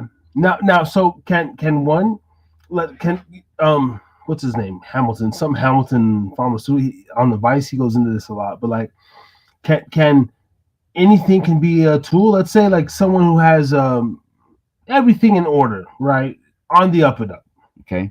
as far as family, work life, Mm-hmm. health, fitness, but maybe he does some cocaine or I'm going to something, tell you an or example. ecstasy I'm on going the to tell you an weekend. example. Okay. Angela had a best friend named Bess, and Bess was a she's one of those nurses that got a master's degree. Okay. Okay. And one time in San Francisco, she worked at a methadone clinic, or she would volunteer, whatever. You know the people they would have in there? Lawyers, doctors, CEOs, high-powered people are heroin addicts, and they go to these methadone clinics to clean up, and then they do their heroin again. So that's probably their vice. Right. That's probably their vice, you know. But and you would say, but then these people are, you know what? They know their vice. They just made their vice a part of their lifestyle, and maybe just accepted it. And I'm an ex heroin addict, but now I have it controlled. I don't know what the reasons are, but so to answer your question, it's not only the poorest or the one they show. No. She when she was working at methadone clinic in San Francisco, she saw heroin addicts from Right. all walks of life and all Absolutely. career No, absolutely. and But economic level. I guess that's what I'm saying. Like, even for them, it was a tool up until it wasn't a tool. I guess is what I'm saying. Like, like, hey, I didn't. No, it became the tool became a vice again. It became after it was a tool became a Vice again, because it was a vice, and then once you took control of the vice, now it just became a tool. Like maybe, okay, I'll put an example. Let's say, for instance, anything that you work on, your security was securing it on the vice, not on the table, but on the vice. Maybe because you're cutting a piece of wood, I trust a bigger vice or whatever, rather than just putting it on the table and just cutting it, or edge of a table or whatever and cutting it, right? Yeah. So, but there you would use a vice, and then a lot of people go, why would you put? Why do you put? Because that's just, I like to work that way. I'm more comfortable that way. Okay, No. okay.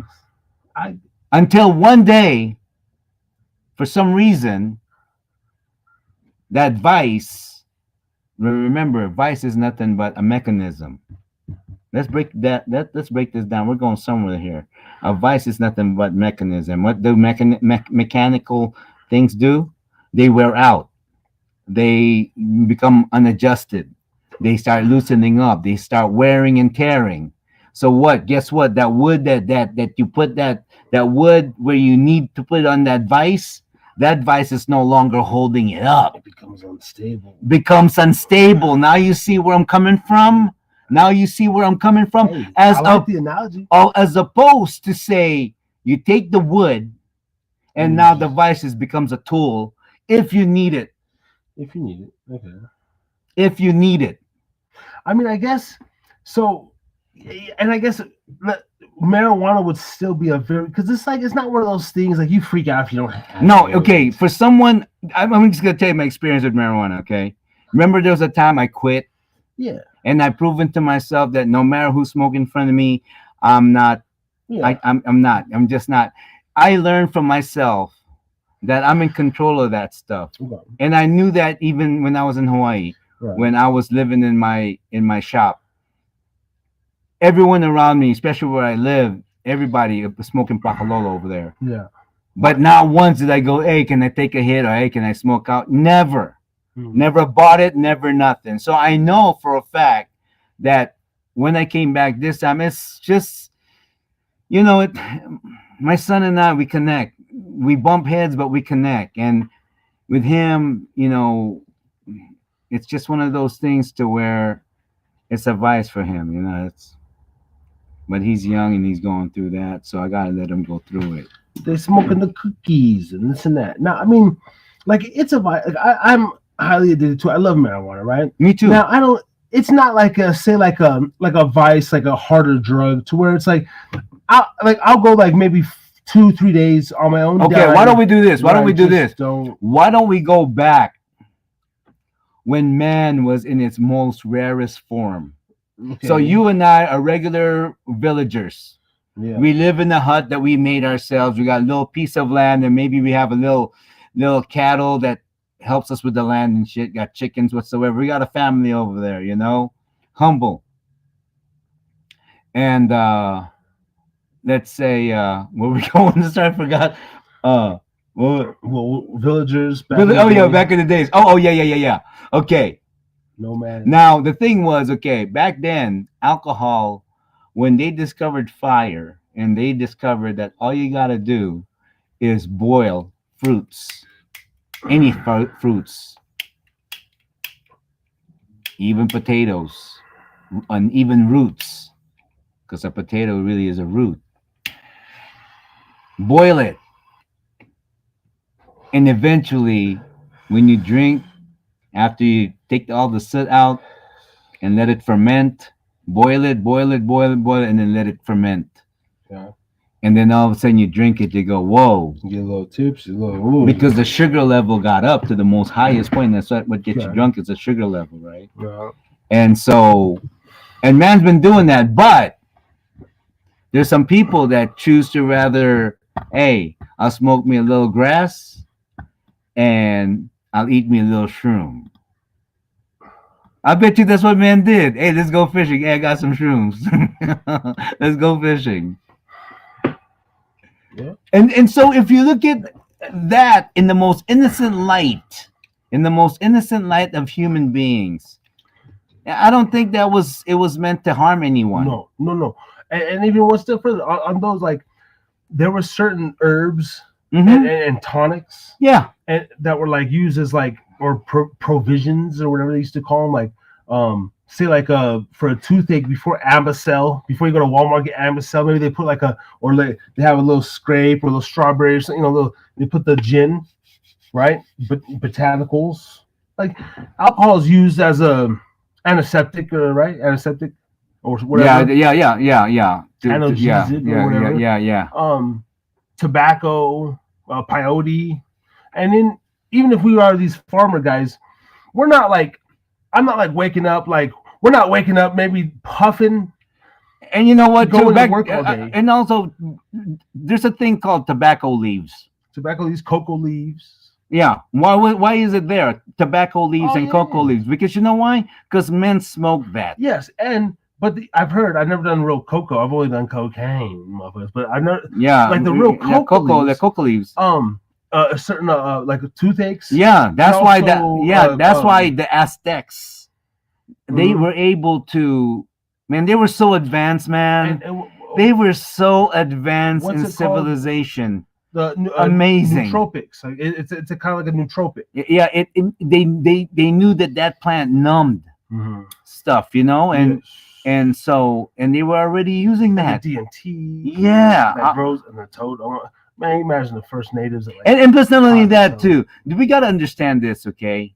What was the main business back then that was lucrative, other than, let's say, if you're a farmer? If you're a farmer, you're not the richest. You probably got the most kids, and you're always in debt. Because you're a farmer, but you feed off your land. That's number one. And then number two, you have the carpenters. But then most men back then, they knew how to build their houses. So they probably didn't even need them. So and maybe at the end of a stressful day, like you probably work all day, you're gonna take a toke, maybe like chill out, eat some, eat some soup, or maybe just you toke you real tobacco, real cigar, like that kind of stuff, because tobacco leaves, like and all of that stuff, everything that the thing is that as long as you keep it natural, then that's okay. Really, really, man. When you think of just natural, like, and that's why I trip out, man, about the DMT, bro. This shit comes from a toad. It's not nothing. The Sonoran Desert toad, right? Whoever made that. Well, you know what? Think about it, right? Think about it, right? Even the way they. Well, maybe it's just an easier way for them to brand it. Okay, maybe there's a Latin word for it. Whatever, maybe the short thing is DMT. You think that men didn't know that? There's definitely. Do you think men didn't know that back then? That's what I'm saying. No, it's like imagine how useful that was, right? Right. And it just came around 15 years ago. Joe Rogan made it popular, and I had the chance to try it. It's life changing. But I believe that's the shit that's the fabric that we were built on, bro. Like that type of stuff, the nature. And maybe that's the one that opened that pineal gland of your brain at that particular moment. Could be, because I truly believe that we are not, and I'm trying to get to the utmost of my consciousness. Stands for dimethyltryptamine, a chemical. Doesn't have a specific Latin term. Dimethyltryptamine. A chemical Okay, hold on. Can you make that bigger so I can see it? A chemical compound. It doesn't have a single specific Latin term that is exclusively used for it. The name itself comes from its chemical structure, indicating two methyl groups attached to the nitrogen atom of the tryptamine molecule.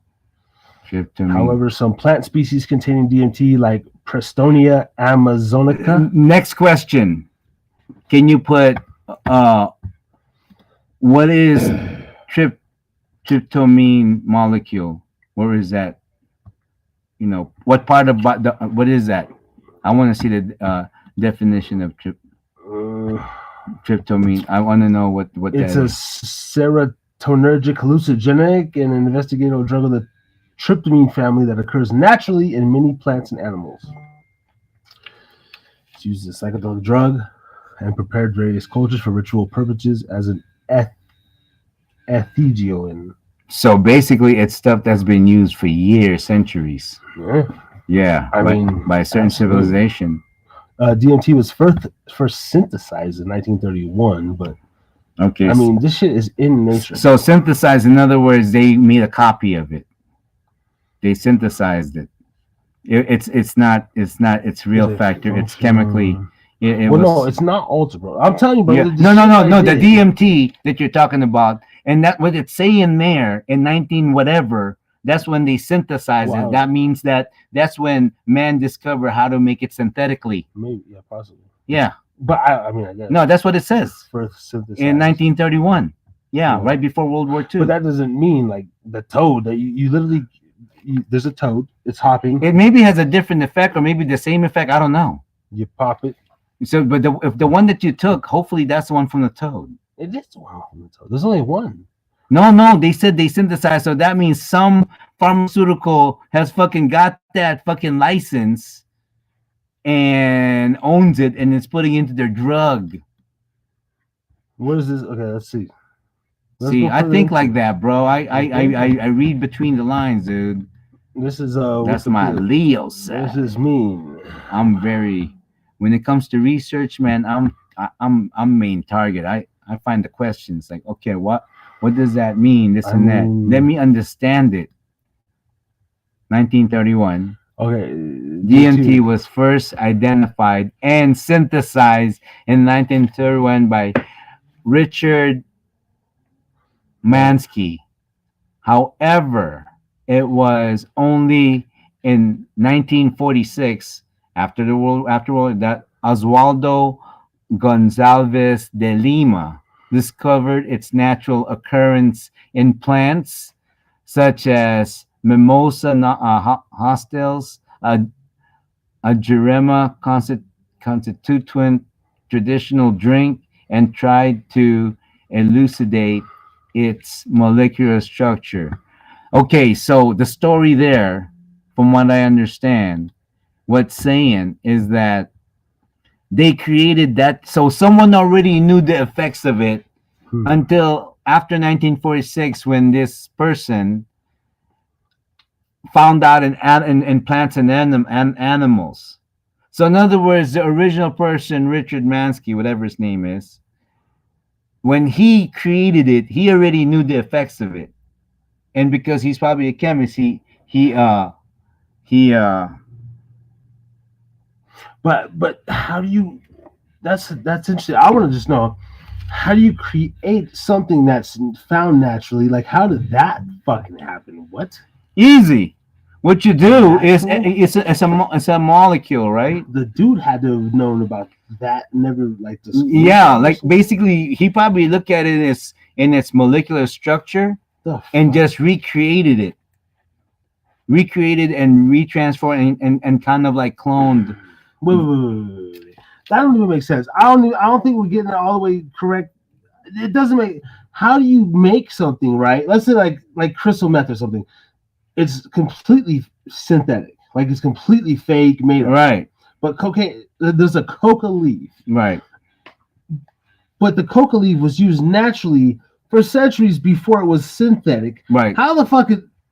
I don't think we're reading this right, but supposedly DMT was used synthetically before it was used naturally, and it's like way more powerful naturally than the coca leaf. I don't know. It's weird. No. You know what? We're kind of maybe misreading this or reading it into it. In 1931, okay, a chemist or whatever basically synthesized DMT. Yeah.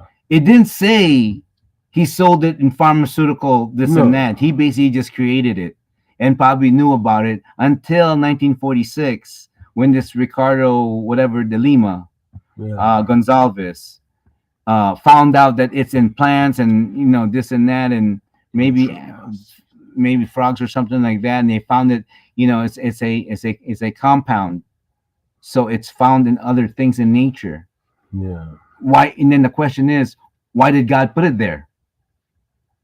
Why did God put it there if it doesn't have anything, because some pastors would say, oh well, when sin happened, that's when bad stuff was grown too. And I thought about it for a minute.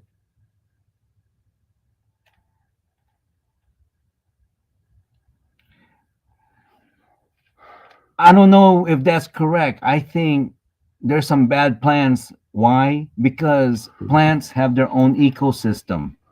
They have their own cleanup system.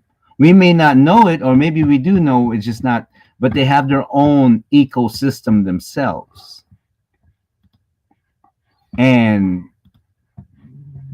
I don't think God, especially when He blessed us with, He said, every seed bearing fruit, you can, it's yours.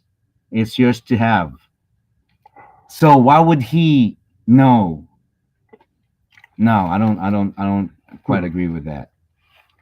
I think what it is that when we have this mentality of reproducing God's natural creation and use it for malicious intentions, I think that is a way of, like, dishonoring God or disobeying Him, because you're using His, what He created, for the wrong purpose,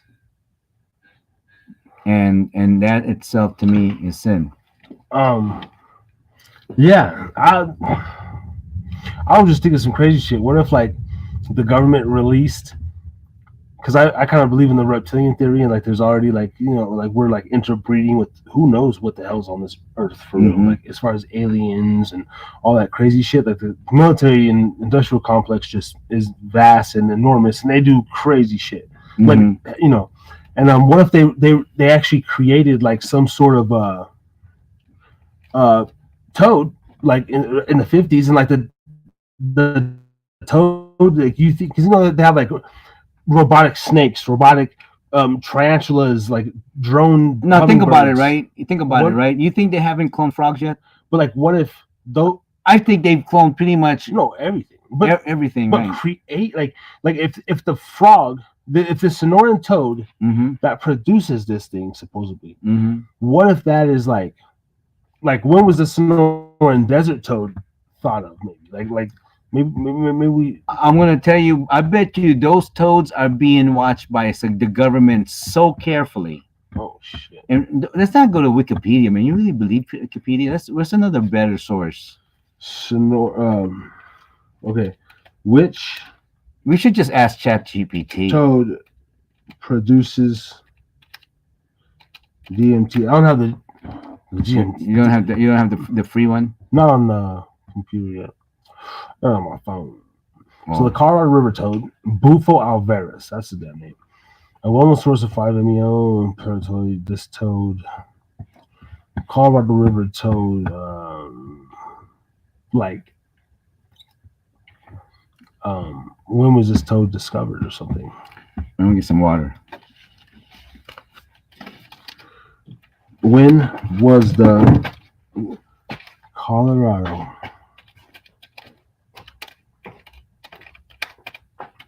River toad discovered?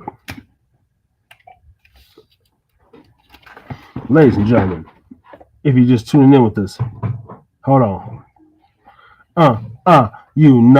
Bust a little flow. I got a few people all up in the building. Harris says so. Thank y'all for straight coming out. It's a Thursday night, and no doubt Harris be drinking. You know me, shit sinking, never that. Shout out to everyone. Colorado River toad. It was life changing. Yeah, everybody. When you're in the USA, you just say, hey, hey, hey. Come on, play. I say, when you're in the USA, you just come along, baby, and just play. Thursday night, feeling so good, finna get right. I'm gonna boogie, gonna get tight. ooh, ooh, ooh. Called my man Ray. I said, come over and let's do a pod. He said, sure thing, you and no man. We don't know name. When was the Colorado River toad discovered? Now, also known as the Sonoran Desert toad, which I was saying was first described in 1859 by Gerard. Who the fuck is that? Described or discovered? Was formerly named. Described in described in 1859, not discovered. Described, like basically gave a complete description. But is that the same as discovered? Like what the fuck? Like, no, he probably like either read it in a book and I don't know, rewrote it, or probably saw it maybe in this research and wrote it. You know, back then everything was more literal, and people was back then comprehension is a lot better than people back then were just a lot smarter than we are today, man. We're a bunch of dumb fucks today.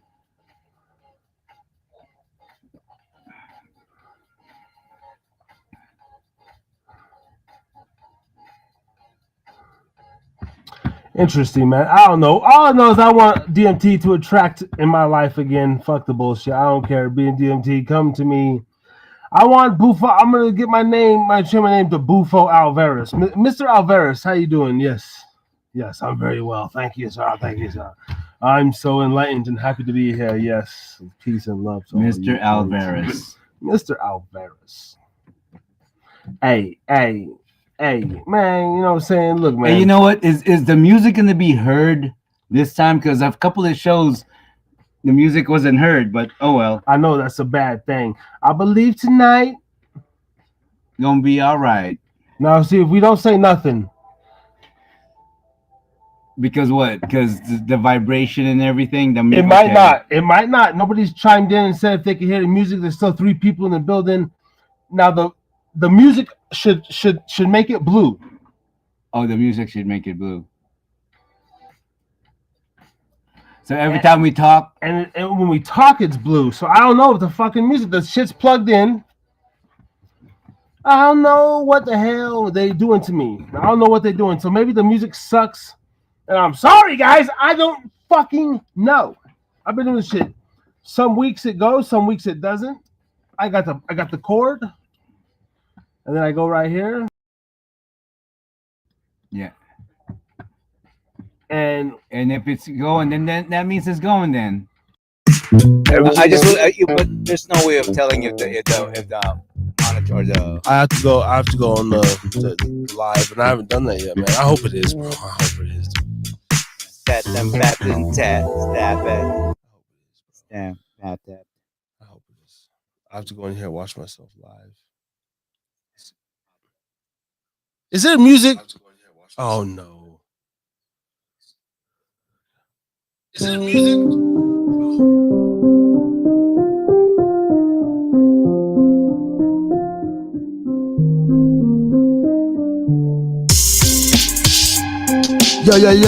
Yo, tat.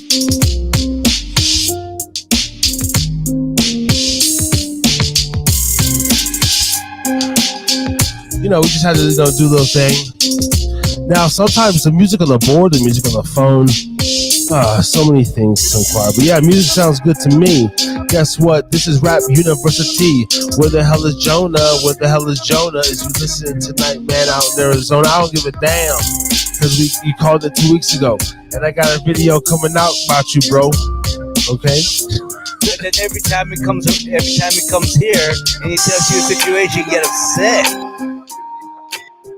You get upset at our man. Don't be getting upset, bro. I speak real, man. I recorded the conversation that we did, after the show. And you're so hard on him. I'm gonna put it out. I'm hard on myself, man. That's what I was gonna say, bro. Like my boy Fernie, fuck, man. He starts tripping. I don't know what the fuck. Maybe he's just lonely, needs a hug. But bro, starts bringing up shit that supposedly I did 5 fucking years ago when I went to see you.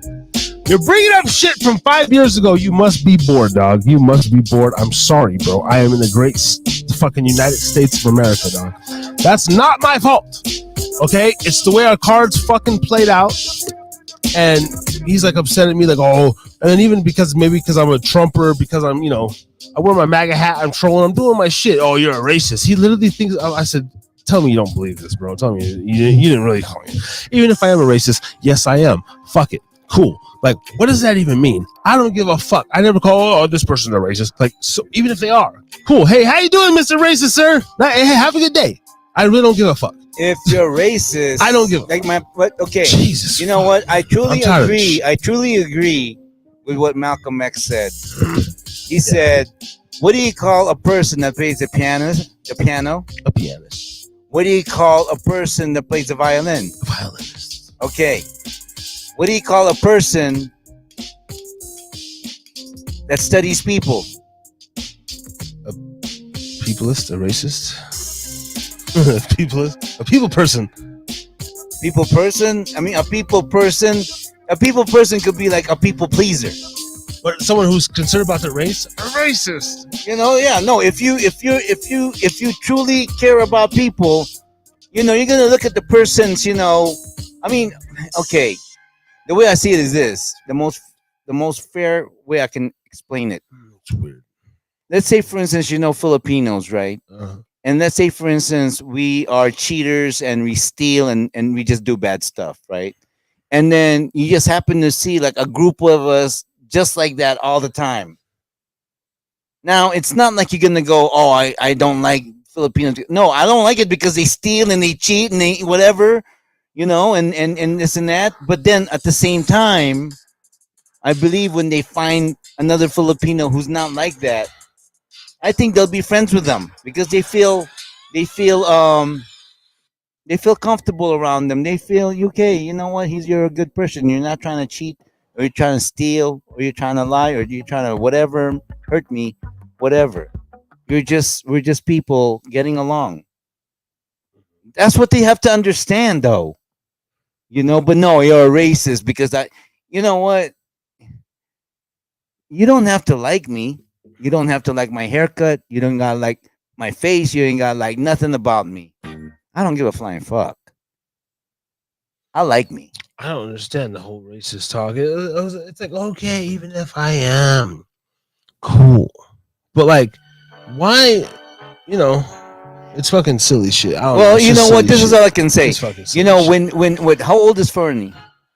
Older than me, 40s. He's 40, right? If you're 40 years old, bro, truthfully, if you're 40 years old, that is the peak of a man's intelligence. Seriously. When you're 40 years old, you pretty much, live through life and understand life. But it all depends because some people, they don't, especially people that are hard to change. They don't like change. And you don't understand that in life, no matter what, your shit's going to change. Your shit's going to change. It's nature. It's life. Shit's going to change. But then when you reach 40 and you're still ignorant, fool, that means you never really learned how to learn. Well, you never really learned how to learn or didn't want to learn. Well, he did. He's slow. Fernie's slow, and he knows he's slow. So I don't put a lot on Fern necessarily. But it's funny because a lot of these people coming out of the woodwork, man. I'm seeing it on social media. I'm hearing about it even through other Mexicans in Windover who are like beefing with other Mexicans. It's like sides and stuff, right? And then it just gets this weird. Somehow, even with the podcast world, you're kind of like maybe have an opinion on her, like and it's just like, but I've always just been like seriously like before the black and the white. I just like I know I'm like a brownish kind of like I'm just like in the pot, right? The coolest white guys I've ever fucking connected with, they're just like they're so fucking dingy. They're so fucking dingy that they're not even white, bro. You know what I mean? It's just like everyone just like, I guess that's the music in me, the hip hop, the, the comedy. Yeah, the black and the white jokes. No, the real, like neighborhood. hey man, you know, my mom's she's not home tonight. She want to come to my crib. You know what I mean? Or you know, hey man, can I play with you? Yeah. Oh yeah, sure, cool. That's like, I don't know. I'm more of that, truly, and like, it's weird. It even sounds hypocritical to say, but like I tend to go more on the race stuff when I be funny or when I want to be like, you know, whatever. Like but really it doesn't. But there's no bad intentions behind it. What you're saying, like even with the gay shit, I call fag this all day, dude. Motherfucker, if I'm vibing with you, bro, and you're like, I don't know, dude, you like dicks? Well, you want a hot dog, nigga? Come inside. Like, for real. I never had a friend like that, but like I could see me vibing with some fucking dude like that, right? Oh man. So it's like his gayness shouldn't have nothing to do with it, bro. You want a hot dog? Let's come on. I mean, the thing is that, you know, it shouldn't be like that, and you know, and that's the reason why, you know, for me, it's like, okay, political views, I get it. You're not this, you're not. I get it. And it's not like, you know, I necessarily will agree with you. I'll pay attention. Yeah, I know. And I'll listen. I don't know. I'm just intently, you know, and I'll give you the respect that you deserve. And at the same time, what will keep me interested is the fact of that it's coming from your point of view, and it's interesting. And at the same time, I'm also studying you, and I'm also kind of in a way measuring you, because, you know, I want to see what kind, you know, what kind of intellectual level you are in. And it's not that I'm trying to say, oh, I know more than you. I just want to know how much you know. And if you know something I don't know, that's even better. But if you know something I already know, but yet you're telling me not what you know in a whatever thing, we can still have a conversation. Yeah. But we'll share information, and we may contradict each other. But at the same time, it keeps the dialogue going, and at the same time, if it you know, you don't take it personal, but see,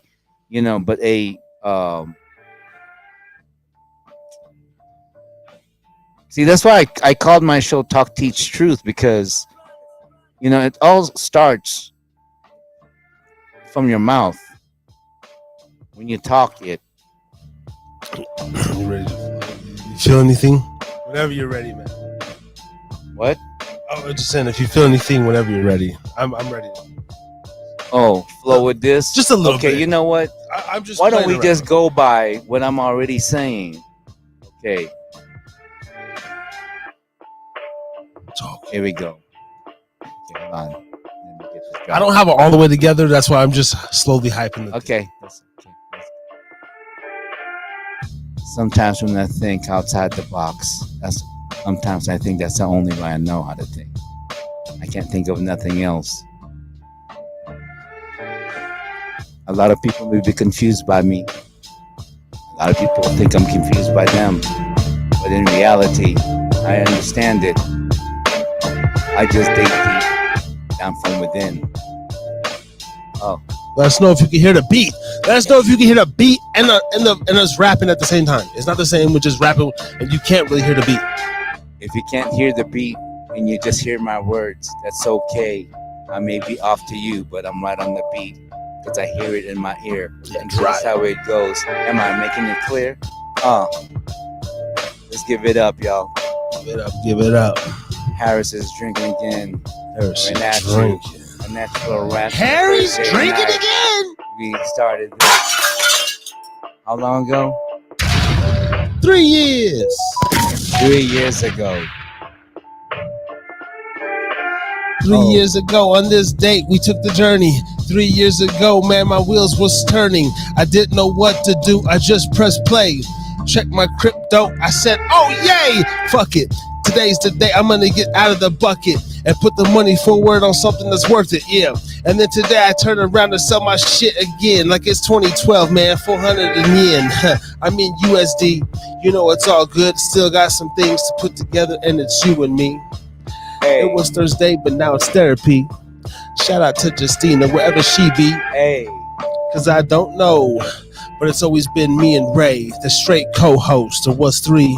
We tried the 2 males and 1 female, but it just didn't work out because she kept talking about her fucking baby daddy, and I'm tired of that shit. Because women really ain't doing nothing about that shit. you know, I hate to say it, but baby girl, you're a 230 girl, and I hated to put it to you because the way you sounded out when you were on the show, you're so desperate for a man and really gotta go. Gotta go. And after that, you know, it just got a little too feminine. I got nothing against about it, but again, you know, it's a little bit masculine. It's a little masculine. And for some reason, like, I feel like you might need like 2 girls.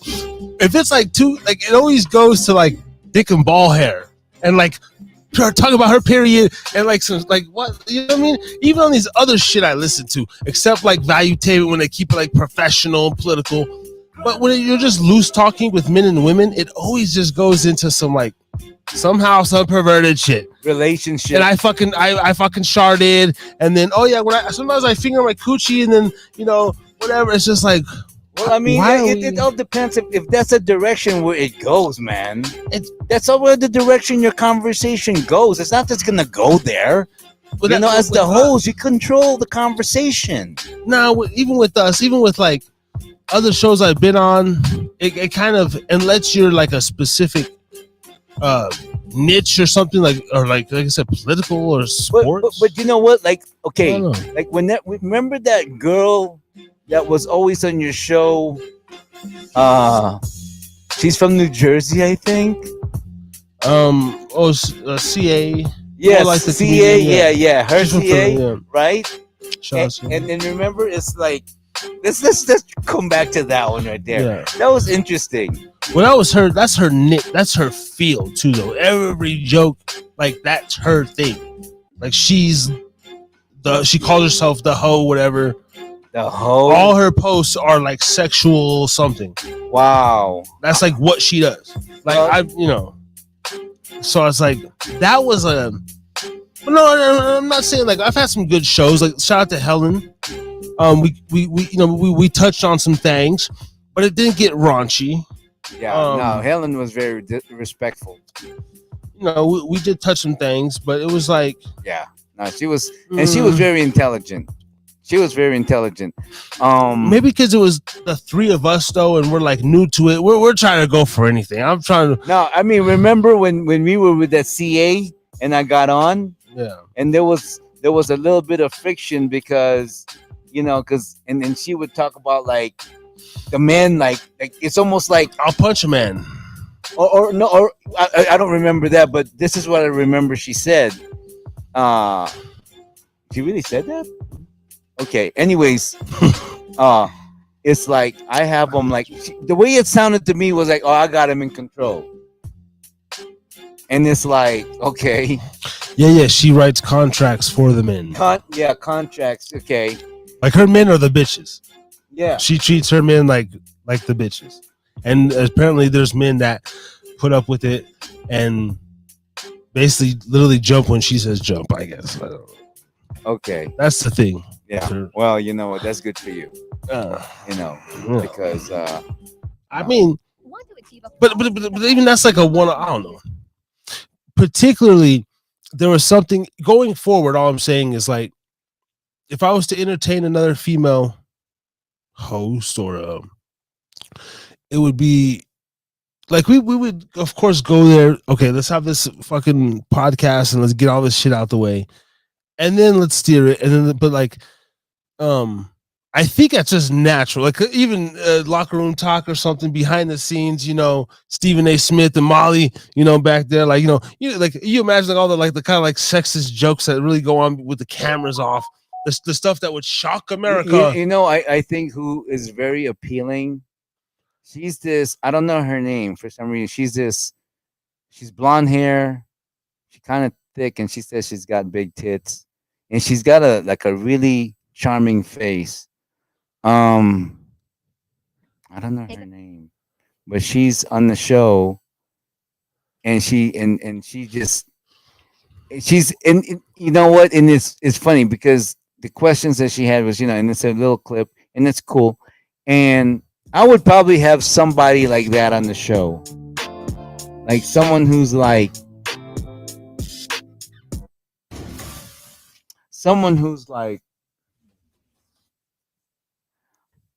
very feminine, at the same time knows how to, really like explain.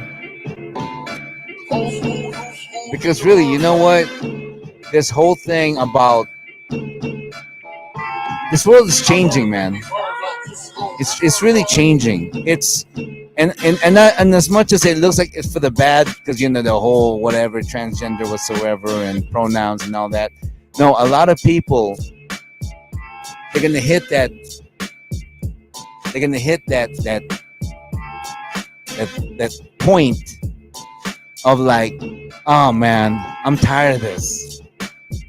That's why now the words are like reset, renew, decompress, revive. It's all right now. A lot of people rehabilitate, redeem, return, whatever. That's the thing right now. So right now, people are changing. And as much as a lot of people see the worst of it, yeah, I know it's going to go bad. The Bible says so. But it doesn't mean that I got to live it.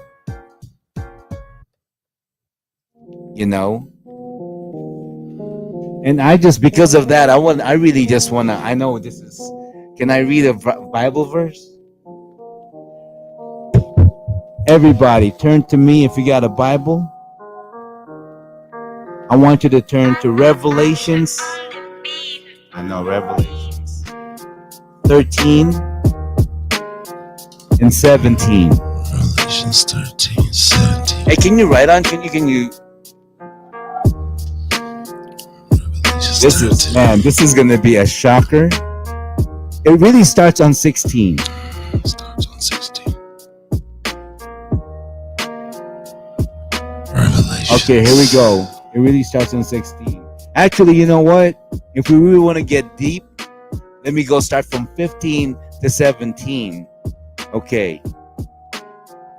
And it was allowed to give breath to the image of the beast, so that the image of the beast might even speak and might cause those who would not worship the image of the beast to be slain. And this is the ending of the days, y'all. Also, it causes all, both small and great, both rich and poor, both free and slave, to be marked on the right hand or the forehead, so that way no one can buy or sell unless he has the mark, that is, the name of the beast or the number of its name. If you want me to read a little deeper on what's that, 18? This calls for wisdom. This calls for wisdom. Let the one who has understanding calculate the number of the beast, for it is the number of a man, and his number is 666. It's not evil, that's just the number of men, 66, and everything around our universe has 666. So it says right there, unless you have the mark of the beast, you're not going to be able to buy or sell. So guess what? There are those that's going to sell out to the beast so they can buy and sell. But the problem of that, and it's showing it right now clearly. And let's talk about the music industry, the entertainment industry. Okay? It's imploding right now. The music industry on a certain genre, not all of it, but I want not even genre, that's too general. Certain section of it is imploding right now. Because why? Because when you give in to the devil, yeah, you look great and amazing to the world. They worship you. But then see, what you don't understand is deep inside, the devil hates you, fucking hates you, because you're created by him, whom he hates. So why would he give you a good ending? Why would the devil give you a good ending? Fucking hates you. So if you give your life to him, yeah, you're gonna look good and everything. Look at the people doing now. Now, with Money Mayweather, I get it, whatever.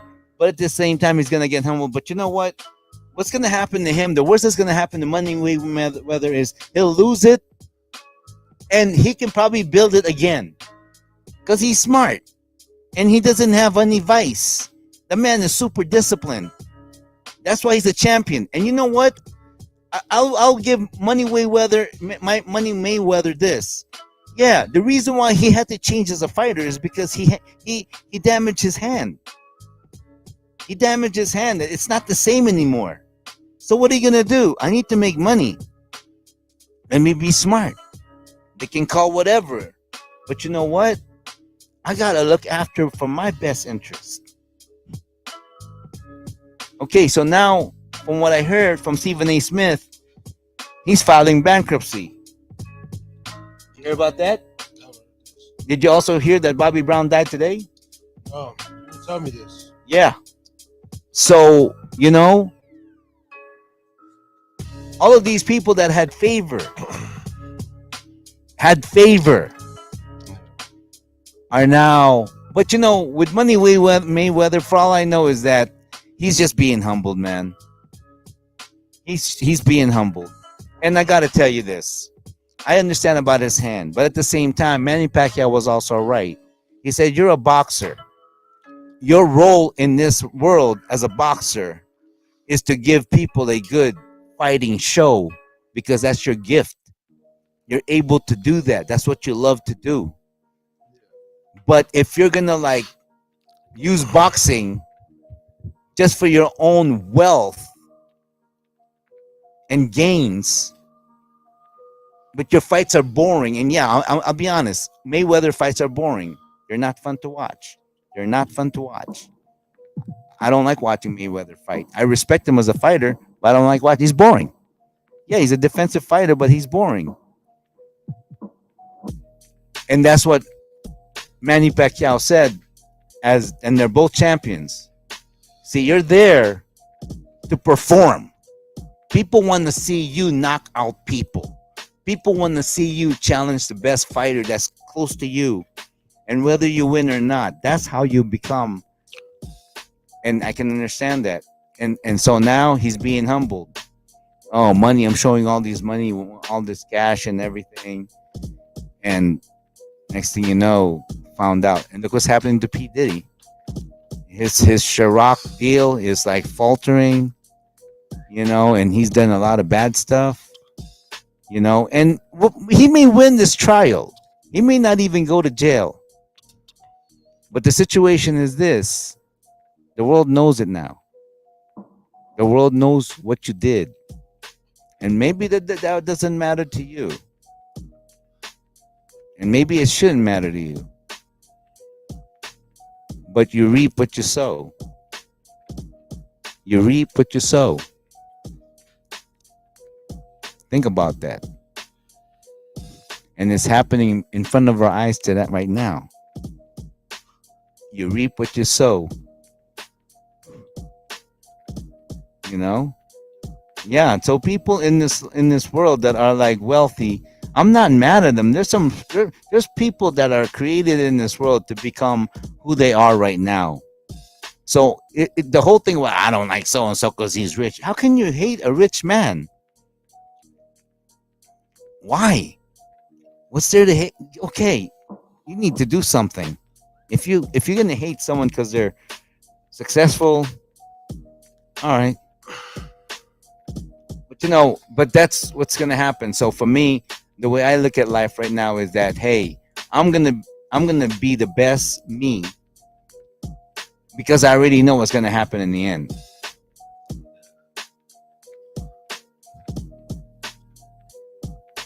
you're not going to be able to buy nor sell unless you have the mark of the beast. So you have to make a decision. Do you want to have the mark of the beast? So that way you can buy and sell. And if you do have the mark of the beast, you see the result of what happened for the people that decide to have the mark of the beast on their hand. Their ending, oh my gosh, their ending is like, Epstein. Yeah. Wow. Where we going from here? Because See, brother Ray G, I don't talk about bullshit, man. It's too boring for me. I like to talk about deep shit that makes you want to think.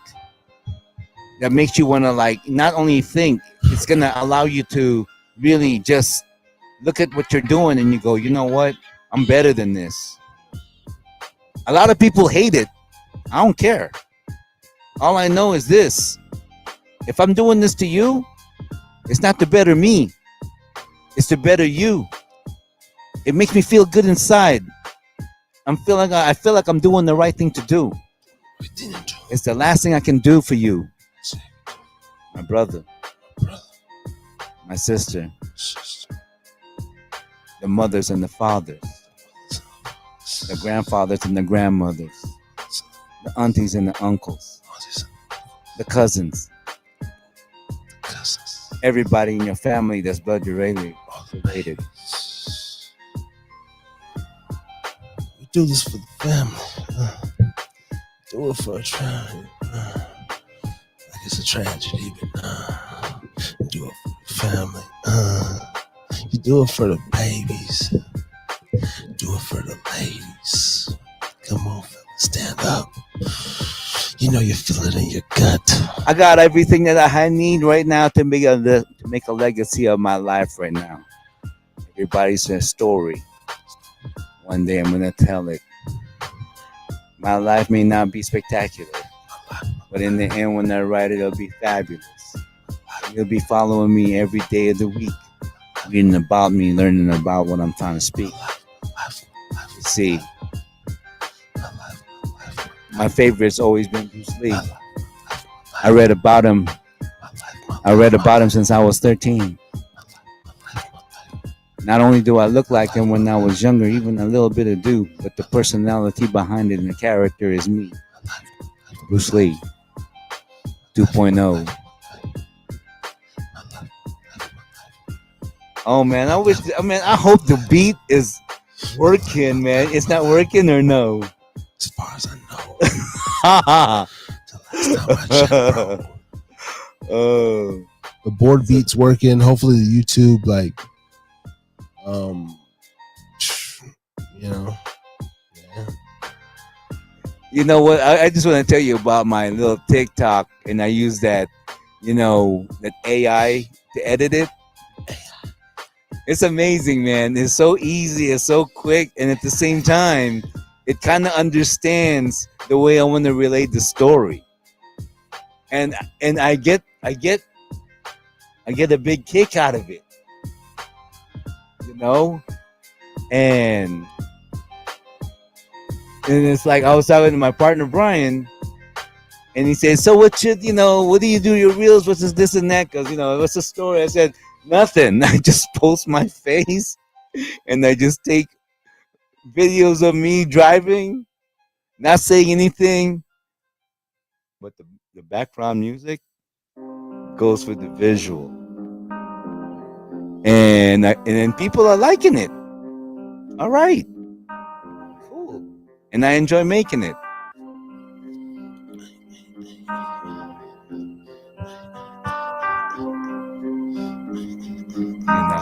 So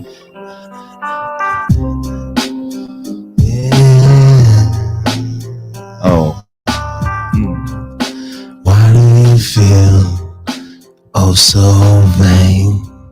Staring down at TikTok and you remain in the mirror. The social fear we conquer here. Dun dun dun dun. Oh, the spirits are right, and that is all right. Never want to feel this way. I'm alive. My life, my life, my life. Why you make me feel so good? I haven't felt that for a while. Wow. But here you go, coming to me, and you say, let me hold your hand tight. Why, oh why are you so vain? You standing in the mirror. You're looking down the hall. So, trying to with your social feel. I try to be cool, I try to be calm, but whenever you're not around, I think about you all the time. I wanna say these things, they don't have to rhyme. No, I just want to say to you, I'm so lucky to have you. You don't understand what you say to me. It gives me peace so comfortably. Why are you standing there? Looking naked in the mirror. Look yourself in the eyes and wonder why you have an eyes. Oh, when you stare at me, I get weak in the knee. When you look at me, I melt down and freeze, but I gotta stand up, show you who I am. And maybe when I'm a bit open, then I'll open up to you.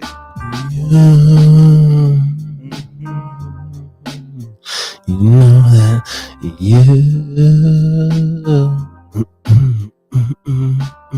Whenever I am around you, I feel a softness, never blue.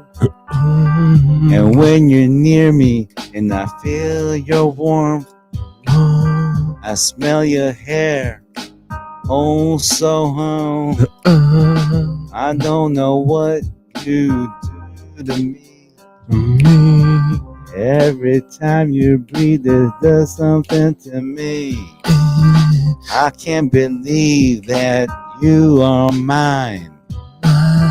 You love me more till the end of time. I do the same thing for you. If you respect me, I'll do the same and more for you. All you have to do is make me feel so good and be my peace. You're standing there, you're looking at yourself in the mirror, standing there without a care. You look at yourself and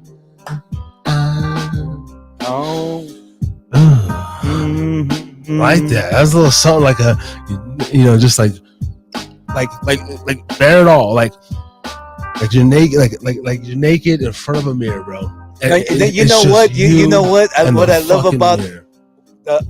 about that dichotomy is you were explaining on a little sexual thing that makes her feel seductive, but at the same time, I'm giving her words that gives her attention, and to women, that attention, if they feel like they're number one to you, that's what they crave.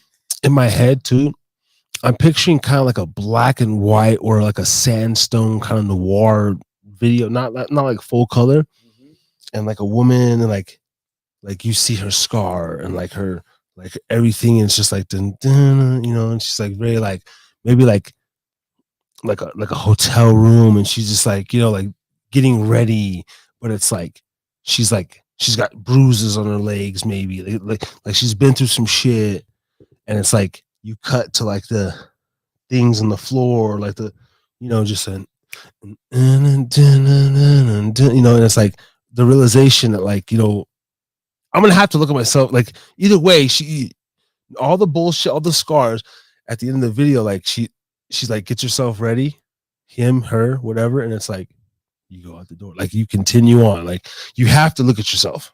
You know what? You have to I just want to add something to that. I think that's amazing what you did, what you're thinking about, because I want to piggyback off of that and that little something, okay? Yeah. Little ragey imagination. Yes. How we do that. Yes. So when we do the video, okay, it's gonna be, the movie The Shining. I don't know if you remember that, in the bathtub scene where this hot lady came out and she became like an old ass lady and she was naked. But this time it's gonna be different. The person on the video is gonna show all the scars and all the aging and all what life, and it's gonna show in her skin. In fact, you know what? I think the song should be called Skin. And she comes out like like the world has beaten her up, but because of how you make her feel so sensual and like the comforting words that I'm basically building her up to, like telling her, you know what, you mean a lot to me. It's having you around me gives me peace. I love everything about you. I accept everything about you, and I got you. Because that's what a man should feel. That's what a woman is for. That's our duty. Because for us, if you think about it, for men, it doesn't take for us to become like amazingly like handsome. They don't look at us the way we look at them and the way they are. Women, they gotta all be perfect and everything. A guy, you know what? We don't even have to fully, like, our pants could be tucked unless you're that kind of a guy. I'm that kind of a guy. I like to be like dapper. I'm meticulous about that shit. I gotta be dapper. My shirt's gotta be tucked nice. My creases have to be tight. My stuff has to be like squared up, and my cufflinks, and my watch and whatever, my tie or my necklace whatsoever, it's got to be right. But that's me. Some guys are not like that, and then add a little cologne and this and that, and what I was saying was that I'm the guy. I like to romance the woman. I want a woman to feel like a woman when she's with me. Like I want her to really discover like how feminine she is and how beautiful femininity really is. It's really our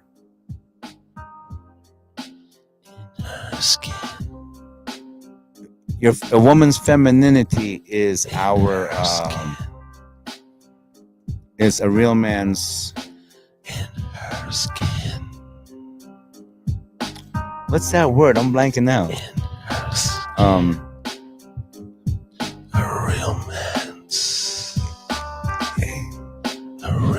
It's our like, you could call it potion whatsoever, like it's our panacea, really, not her masculinity.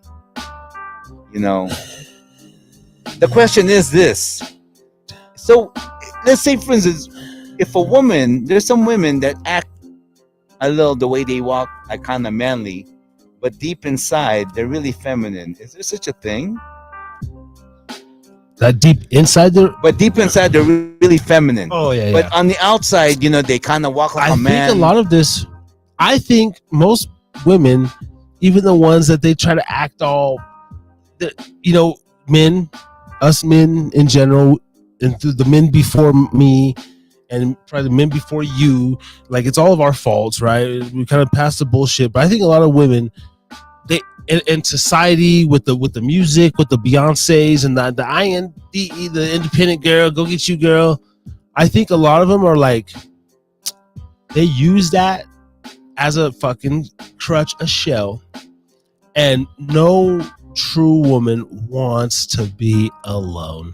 And like no man, like I could be alone, but like I don't ultimately like, no, I would love to meet somebody that just like, you know what, this is what it is. I think I would even be happy. I mean, I'm just saying this because I'll probably be happy to where it's like, okay, you have your own place, I got my own spot. Yeah. And if basically it's understood that you stay at my spot 4 nights a week, you know, whatever. Yeah. And then, you know, certain time, you know, you go to your spot whatsoever, because we need that space to just. Yeah. But even if a woman has that, she can still say, you know what, I got a man. Like, I got a man. It's just, we do our thing. But like, she's still like got a man, bro. These women out here that like, kind of like too manly, girl. You really just want to fucking cry. I know you want to cry because you're too hostile. You and come here, breathe. I honestly think a lot of women just need a hug, bro. A lot of men need a hug. A lot of men need to just be like, bro, come here, bro. Like, come here to cut the tough guy shit. You know, if you walked up to most probably men, dude, and just literally hug them, like even the big. I swear to God, bro. I don't think a lot of dudes would be like, get the fuck off me. I think honestly.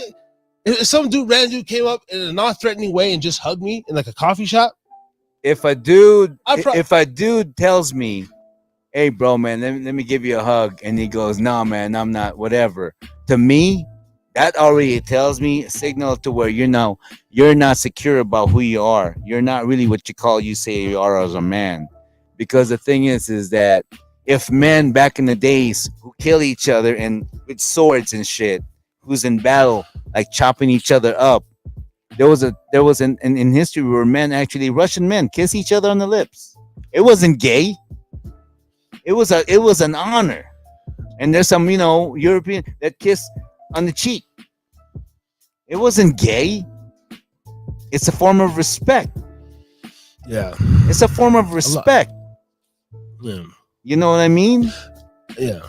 I will probably say, bro, like a lot of, like, even for me, man, I'll be honest, in my own relationship, vice versa, there's not like the intimacy, like the little nuances, the little sweet gestures and the shit like that. Man, there ain't enough of that, bro. That shit's like gone. It's gone. And you know what? It's basically, you know, it's for me, my thing is this. I've always been like the lovey-dovey, you know, the touchy-feely and affectionate, you know, and all that.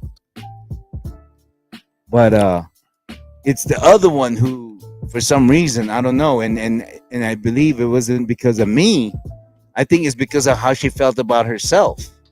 You know, she didn't feel comfortable about herself to where she, instead of like, you know what, let me work on me so I can fit right in with my man. No, she's like, oh no. Let me just, let me just, live in my own shell and avoid him, and then so to counter that, what became a task for me was that the only intimacy that she ever liked was me to scratch her back. But the thing was with that was that, you know, if you massage her tightness or scratch her back every single time, scratch her back. But at the same time, I got nothing. Yeah. And if she scratched my back, it was like not into it. Like, I gotta do this and everything. And then that's a form of selfishness. And you know what? Being selfish, it's fucking masculine to me, and I don't like it. Yeah. And as a man, like we don't. I guess like my girl shows me a decent, like more affection. I guess I naturally show her. Whatever, I'll give her that. But there's like. There's still, and I guess like I relate to her too. Like if you have to ask or something, or like we need to work on that maybe. But like I don't know, as a man, maybe it's a selfish thing as a man, or like, you know, we're kingly, this whole thing, but like having to like, or maybe, like, you know, baby, I'm working. I'm more traditional.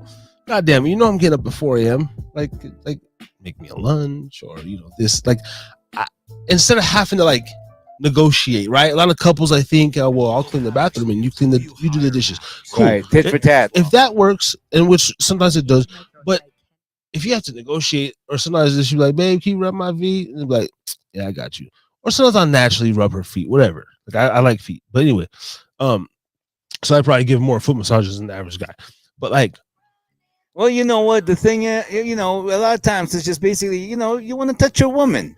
you You want want to touch your woman. I mean, that's your woman. You want to, that's she's there for you to touch. yeah, And so if you want to give her a foot massage, a little back rub, you want to give her a kiss on the back of her neck, you want to just hold her hand, kiss her hand whatsoever.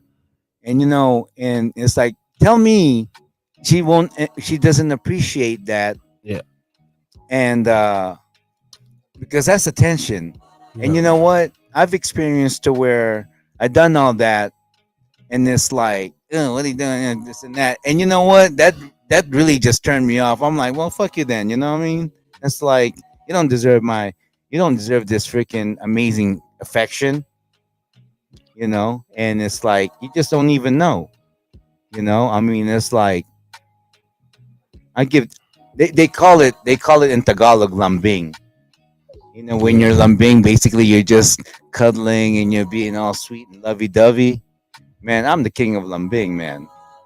I'm the king of lambing, man. I love to lambing all the time, just and it doesn't lead to sex. It doesn't have to lead to sex. It just lead to just connecting, man. And to some people, they don't like. Oh, yeah, nah, I don't like it. You know what? That's you. To me, it's like, I guess you know what. Lately, I've been kind of like, I used to really, really like not believe zodiac, right? And part of me still don't believe it, really, in a way. But damn it, what they talk about Leo, it's so much like me, bro. There's something to it, you know.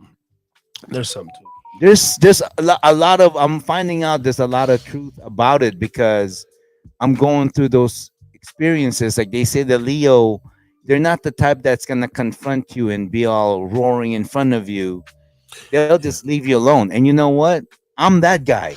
Well, hey, I'm not the smartest cookie in the jar, but from what I know about astrology, Chinese astrology, the sun, right? I mean, 24 hours in a day, even, or at certain points of the year, the calendar, right? I mean, it makes sense that if you have all these people, let's say a billion people start, and I guess whenever time was conceived, because that's still weird. Like say 24 hours and 365 days, whenever that came into existence, like Yeah, when they found out how long does it take for the whole Earth to yeah, rotate, and when they found out it's 24 yeah. hours, that's basically how they measure that. So if you were to divide whatever a billion people by, like, you're gonna have people born, right? Boom, in this time frame, nighttime, daytime, and it kind of I don't know what, but I'm sure there's even a biblical, like, very without getting like into the mysticism of it, the just the timeline. See, We'll see. there's And gotta nothing be in the Bible ever said don't believe in a zodiac sign. right. In fact, it talked a lot about space and stars That's and what I'm things like saying. domains, right? Constellations, Constellations and all that stuff. Because why did God put the North Star there? Yeah, So that way you will never get lost. right. Compasses and this. Like you look at the North Star wherever you are. Okay, that's going to the north. Okay, that's where we're going. Yeah. That's how people that didn't even read or write or anything like that gave you these kind of stuff, right? And then not only that too, why did God, when you're traveling, you have markers when they didn't have signs back there. So what do? You look at a particular tree. Yeah. Oh, that's that tree. I remember we passed that tree or whatever that rock was, or like I remember looking on this side the mountain. Mm-hmm. That's how people navigated back then, because we were smart. This time We were smart, and so the whole thing in the stars and everything. If Galileo was able to measure how the circumference of the whole Earth by just looking at the stars and the moon and the way it reflects, my gosh. We were so ahead of the way we think, the way we look at things in general. We don't give our mind mind, a mentality, especially if you filled your mind with filth.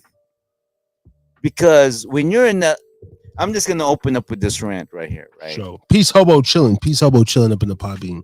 So ever since I've got into this, Hobo I chilling. call it body sculpting. Really, basically, it's health healing process that I'm going through to where I want to defy aging. I'm gonna age. I know that. Not gonna say I'm not, but it's basically able to live a long life and a good prosperous life, and to maintain my flexibility, my cognitive clarity, and all of that stuff. I want to use myself as like that David Goggins. Yeah. I'm not gonna break the world's record for the most pull-ups. I'm not trying to do that.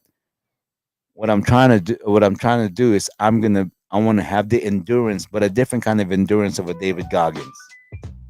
David Goggins' endurance is physical, which also comes with mental. My endurance is spiritual, that turns physical and whatnot. It's going to be an amazing. It's just going to be an amazing journey because I'm also constantly testing. I'm constantly learning. I'm constantly changing, and I'm observing the change and experiencing the change. And where am I going with this? What I'm going with this is that when you're what I'm learning is that when you go into a physical change while at the same time aging, and then in between these two going to two separate directions, in the middle comes your knowledge and your learning. Oh man, you do that and you're going, man, what the fuck have I been doing in my life all this time?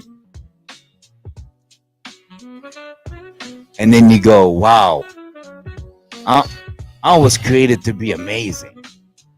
Yeah. I was created to be amazing, man. You were created to be amazing, dude. Amazing. Seriously. Yeah. And I'm not trying to like pump anyone here and try to say, oh yeah, he's always trying to be positive and everything. Well, I'm not trying to be stay positive. The only thing is that what I'm really doing is that I'm not recognizing the negative because I know it's there. Because I know it's there. The negative is always gonna be fucking there. It's never gonna fucking leave. You hear me? Understand?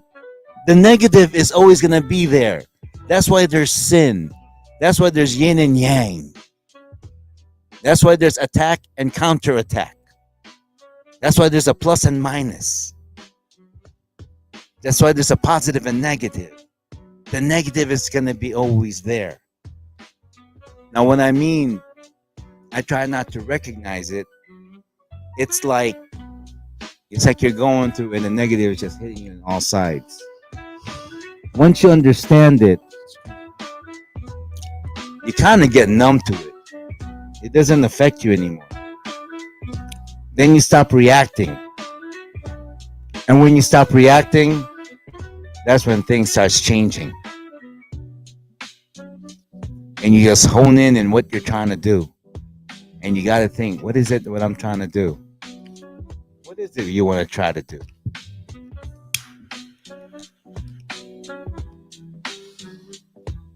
Have you asked this question there? What is it I'm trying to do? Yeah. Yeah.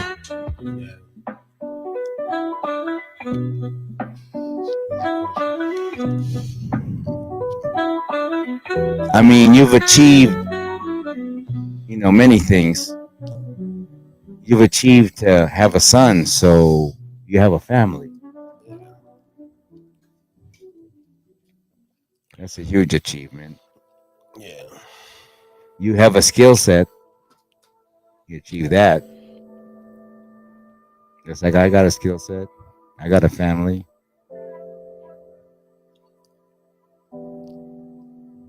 What more, man?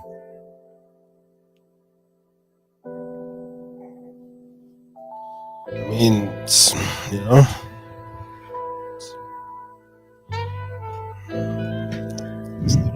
I think the purpose is to meet and interact as many people. And I'm not saying, you know, I mean, see, a lot of times people look at it from their jobs. Well, if that's my case, then why am I doing this kind of? No, it like I said, like when one of my when I did my rant with fasting, and I said something like I talk about discipline. I said no, discipline is not like work, because work, if you don't show up for work, you get reprimanded, you get fired, whatsoever. You don't want that. I said doing something that you're not paid to do or forced to do, but it's something that you just want to do for you, and sticking with that.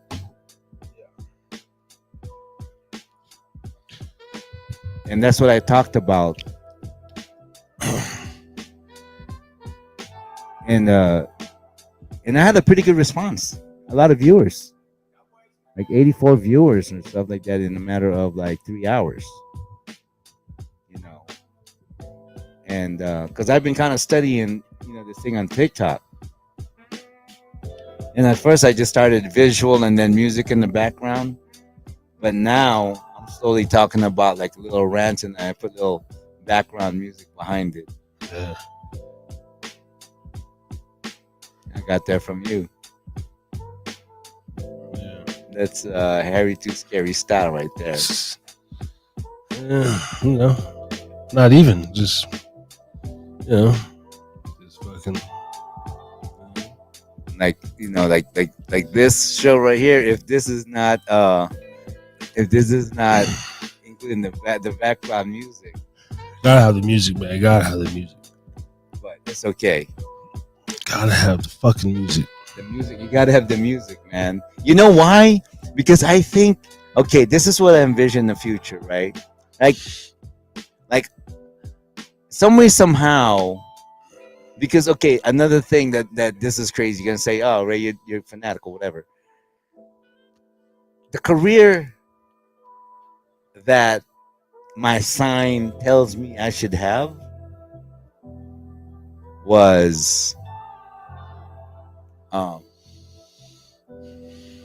think it was the 1 to 3. Number 3 was something that has to do with sales.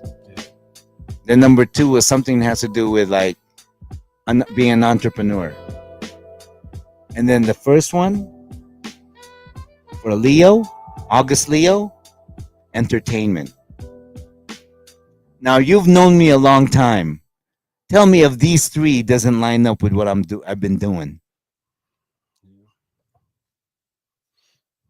So it's kind of like it's tripping me out. I'm going, man, you know what? There's a lot of truth. Because it also mentions about you. You're a Virgo, right?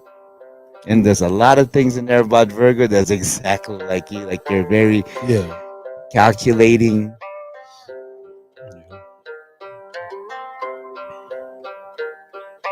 I don't put too much. There's something to it, but like I don't know. Because a lot of stuff too. I'm not. A lot of, if I was, I'd be a better Virgo if I was. If you're what? I don't know. I'd be a better Virgo if I was more like Virgo, but I think if you really just, because the thing about Virgo, a lot of good things that they say about Virgo is that they're very meticulous, calculating, and everything is time, and they're very precise. They're they can be hard to deal with, but at the same time they're accurate as fuck. And you know what, and you may not and this and that, but you know what, as long as I've known you, you have that about you. Yeah, a little bit of time. But because of your vices, that's really is, and again, I'm just saying this because I'm just saying, and I know it hurts you because it feels like it's a kick in the balls. That's really what's disrupting your potential. Is your vice. Yeah. You know. It doesn't hurt And like I think balls anymore. if basically you just not so much have it controlled, but maybe just wean down on some of them, Oh yeah. because I can tell what you're on, and you know what, and it's nothing bad, but I think what it is that A little dibble dabble. Sometimes dibble dabbles and me too much. too, like I can't afford any vice. That's probably why I don't have none. I can't afford to have a vice. Yeah. I can't afford it. That's why I don't have one. Well, in retrospect, yeah, like that's very good thinking. Most people, right? They fit the vice into the budget, or they, somehow they have money for the vice, even though they say they don't have money.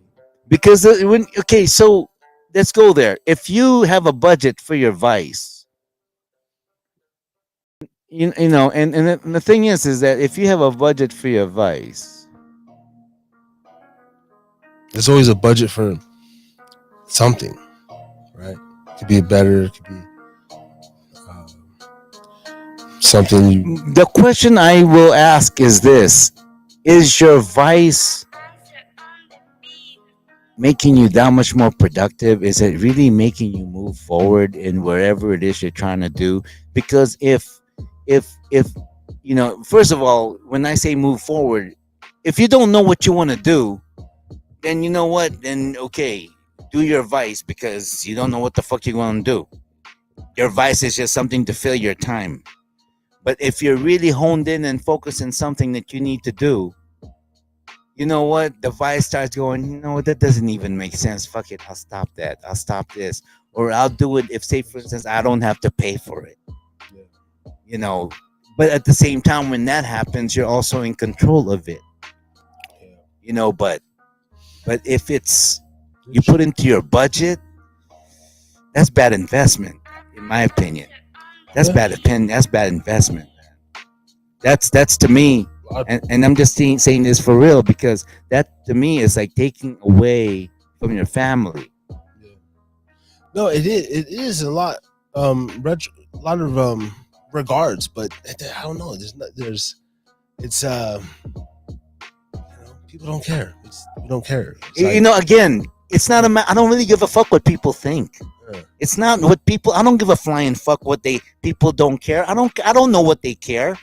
My thing is this: is it really something that's gonna help you grow? I'm looking at a common sense portion of it. I give a flying fuck what people. That's what I'm think. saying. Like when I think of that question, and I think of myself or the general mass, like people, even stuff that they know, we still do. Like it's like, oh, I know that's bad for me, but I still want that. Yeah. That's I agree. It's But my question is that for you, for me, what's going to be best for your personal and for my personal gain? Yeah, no, absolutely. That's what I think about. Yeah. Because you know what, I can think, oh, well, if they're doing this, then I'm gonna do it too. As opposed to, oh, if they're doing that, then I'm gonna go the other way. And also, well, there's also a bad thing about that. If say for instance everyone is self-sabotaging and hurting themselves, and you go the other way, that's a good thing. Right. But if everyone is going the right way, everybody is going the right way, the way that's going to basically bring you peace and happiness in life, but yet for some reason you keep going the other way, and you ask yourself, why do I keep going the other way? And to me, I experienced someone who reason why they keep going back the other way is just because they don't want to change. That's the bottom line. They don't want to learn. They don't want to change, but yet they use their situation and their circumstance as a victim thing. Oh, well, they this and that, whatever. And I met a lot of people like that, and I had to correct them. I have to correct them, especially the men. Especially if you're a man. Man, if you're a man, it's hard enough being a man. It's hard enough being a man. But at the same time, you can turn around and be the best man. And when you become the best man, oh my gosh. Because I'm experiencing that right now. And I'm going, wow. Sir. This is really how it is. Now, mind you, broke, car needs fixing, all of this stuff going on in my life. But at the same time, I'm in peace with myself.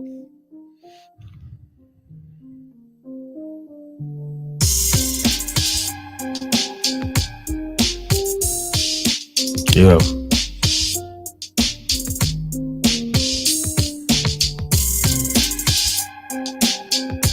And you know what this is, ladies and gentlemen. We're going on the 3-hour mark here. Harris Rodriguez Again Pubcast, episode 138. You know, I'm going to wind down the recording. It's been another good episode here. Should end on that, you know what I'm saying? Ray at peace with himself, and you never know what you're going to get here on the Harris Rodriguez Again Pubcast. Sinners and saints welcome. Come as you are. You know, I think that's the motto. Come as you are, sinners and saints welcome, something like that. And anything else, brother Ray? You want, No, I just want to say, you know what? Tonight's show, I know it took a little turn. I know every time I'm on your show, you know, you let me. I just want to thank you for allowing me to rant and allowing me to teach, and allowing me to. Whether I'm teaching, I don't intend to try to teach. I'm just sharing what I've learned, you know. And please don't take it as if, oh, well, you got to be like Brother Ray. No. Nothing like that. You're going to go through your own journey. You're going to go through your own process. You're going to go through your own individual path. Not going to be the same as mine. There may be some familiarities, but it's not going to be exactly the same. Everyone has their different walk. Everyone has their different time.